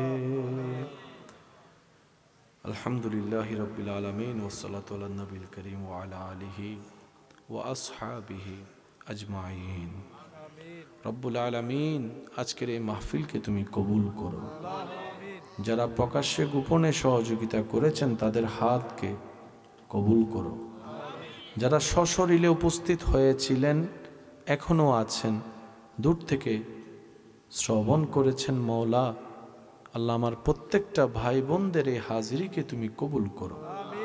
আল্লাহ তোমার দরবারে আমরা যে আজকে দুইটা ভিক্ষার হাত তুলে দিয়েছি, আল্লাহ আমরা জানি তোমার কাছে চাওয়ার কোনো যোগ্যতা আমাদের কাছে নেই।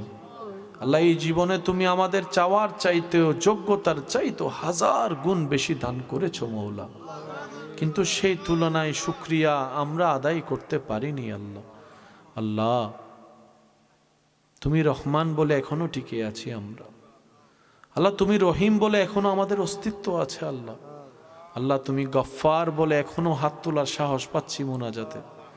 আল্লাহ আমরা জানি আমাদের মতো ব্যর্থ আর কেউ নাই। আল্লাহ আমরা জানি আমাদের মতো অপদার্থ আর কেউ নাই। আল্লাহ হয়তো তোমার সৃষ্টিতে শ্রেষ্ঠ গুনাহগারদের লিস্টি করলে আল্লাহ আমাদের নামটাই হয়তো সবার আগে থাকবে। আল্লাহ কি করব আল্লাহ আমরা বুঝিনি, নিজের নফসকে গুরুত্ব দিতে গিয়ে আল্লাহ কলবের গুরুত্ব ভুলে গিয়েছিলাম। আল্লাহ গো, তুমি না রহমান, তুমি না রহিম, আল্লাহ ক্ষমা করে দাও না। আল্লাহ আমাদেরকে একটু ক্ষমা করে দাও না। আল্লাহ তুমি মাফ না করলে কে আমাদেরকে মাফ করবে? আল্লাহ আল্লাহ তোমার রহমান নামের সদকায়, রহিম নামের দিকে তাকায় আমরা সব গুনাহগারকে আল্লাহ একটু মেহেরবানি করে ক্ষমা ভিক্ষা করে দাও। আল্লাহ আমাদের মা বাবার গুনাহ মাফ করে দাও, দাদা দাদি নানা নানির গুনাহ মাফ করে দাও। আল্লাহ অত্র এলাকায় কোন কবরে কি আযাব হচ্ছে আল্লাহ আমরা জানি না। আল্লাহ হয়তো আমাদের পাশ থেকে কবরবাসী চিৎকার করছে, হয়তো আমরা শোনার মতো কান পাচ্ছি না। আল্লাহ মেহেরবানি করে একটু দয়া করে তোমার রহমত দিয়ে কবরবাসী আযাব একটু মাফ করে দাও। আল্লাহ আমরা কবরে যাওয়ার আগে কবরে শান্তিতে জীবন যাপন করার মতো নিয়ামত নিয়ে যেন কবরে ইজ্জতের সাথে ঈমানের সাথে যেতে পারি, সে তৌফিক দান। আল্লাহ তোমার গফফার নামের সদকায় মেহেরবানি করে একটু মাফ করে দাও। আল্লাহ এখানে অনেক মানুষ আছেন দিনের পর দিন ওষুধ খাচ্ছে, কোনো কাজও হয় না। আল্লাহ অনেকে আবার টাকার অভাবে ওষুধও কিনে খাইতে পারে না। আল্লাহ আইয়ুব নবীর ধৈর্যের সদকায় যারা অসুস্থ আছে তাদেরকে তুমি শেফার ব্যবস্থা করে দাও। আল্লাহ এই অসুস্থতা, এই অভাব, এই কষ্ট, এই যন্ত্রণা, পারিবারিক সামাজিক কষ্টগুলা যদি আমাদের গুনাহ মাফের কারণ হয়ে থাকে তাহলে আমাদের সবাইকে ধৈর্য ধারণ করার তৌফিক দিও। আল্লাহ প্রত্যেকটা পরিবারে একটু শান্তির ব্যবস্থা করে দাও।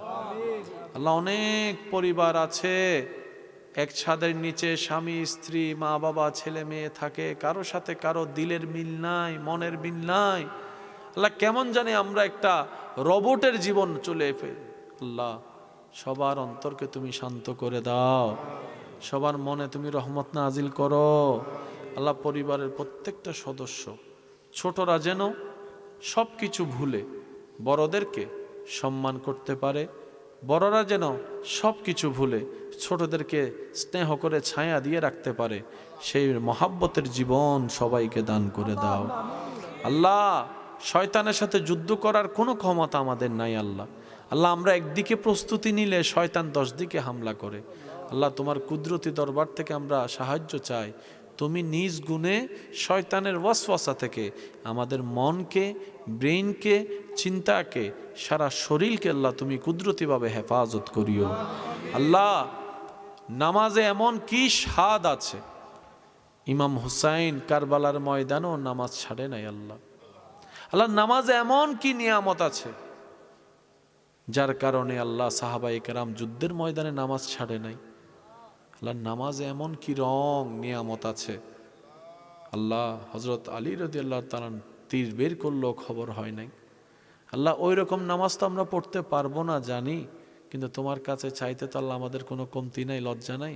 আল্লাহ, তোমার কাছে একটা ভিক্ষা চাই, আমাদের জীবনে একবার হলো আমাদেরকে সুযোগ দিও, আমরা যেন মন প্রাণ ভরে নামাজে তোমার দরবারে সিজদা দিতে পারি। আল্লাহ, আল্লাহ নামাজের নূর আমাদেরকে দান করো। আল্লাহ, আমাদেরকে হেদায়েতের নূর দান করো। আল্লাহ, কেমনে চললে তুমি খুশি হবা আমরা জানি না, মনে করে করে অনেক কিছুই করি, জানি না আল্লাহ কোনটাতে তুমি খুশি হবা। আল্লাহ, তুমি আমাদেরকে নিজ গুণে তুমি আমাদেরকে চালাইও, সেভাবে যেভাবে চললে তুমি খুশি হবা, তোমার নবী খুশি হবে। আল্লাহ, আল্লাহ, যারা যারা আজকে মাহফিল কমিটি মাহফিলের কাছে দোয়া চেয়েছেন, সবার নামে নামে দোয়া তুমি কবুল করো রব্বুল আলামিন। আমার আশেপাশে যত মুরব্বী উলামায়ে কেরাম আছে, তালিবুল ইলম ভাইয়েরা আছেন, ওনাদের হাতের উসিলাই, আমিনের উসিলাই আমি অদমের আমিনকেও আল্লাহ তুমি একটু কবুল করে নাও। আল্লাহ, আমাদেরকে নম্র থাকার তৌফিক দান করো। আল্লাহ, আমাদেরকে ভদ্র বানাইয়া দাও। আল্লাহ, আমাদেরকে ধৈর্যশীল সহনশীল বানাইয়া দাও। আল্লাহ, হাসি মুখে যেন কথা বলতে পারি, সেই সুন্দর জীবন সবাইকে তুমি দান করো। তুমি শেষে বিচারের আদালতে করবে বিচারে হাকিম হই, আমরা তোমার ক্ষমার যোগ্য নই। আল্লাহ, আমরা তোমার ক্ষমার যোগ্য নই। সেদিন আদালতে তোমার সামনে কেমন করে যাব,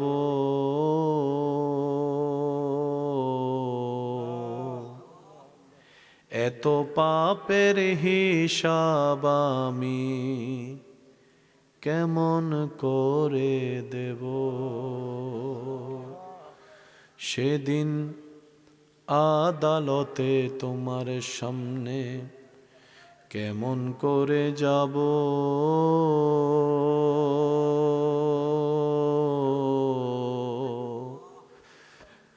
এত পাপের হিসাব আমি কেমন করে দেব। আমার সর্বঙ্গ সেদিন সাক্ষী দেবে, ও আল্লাহ,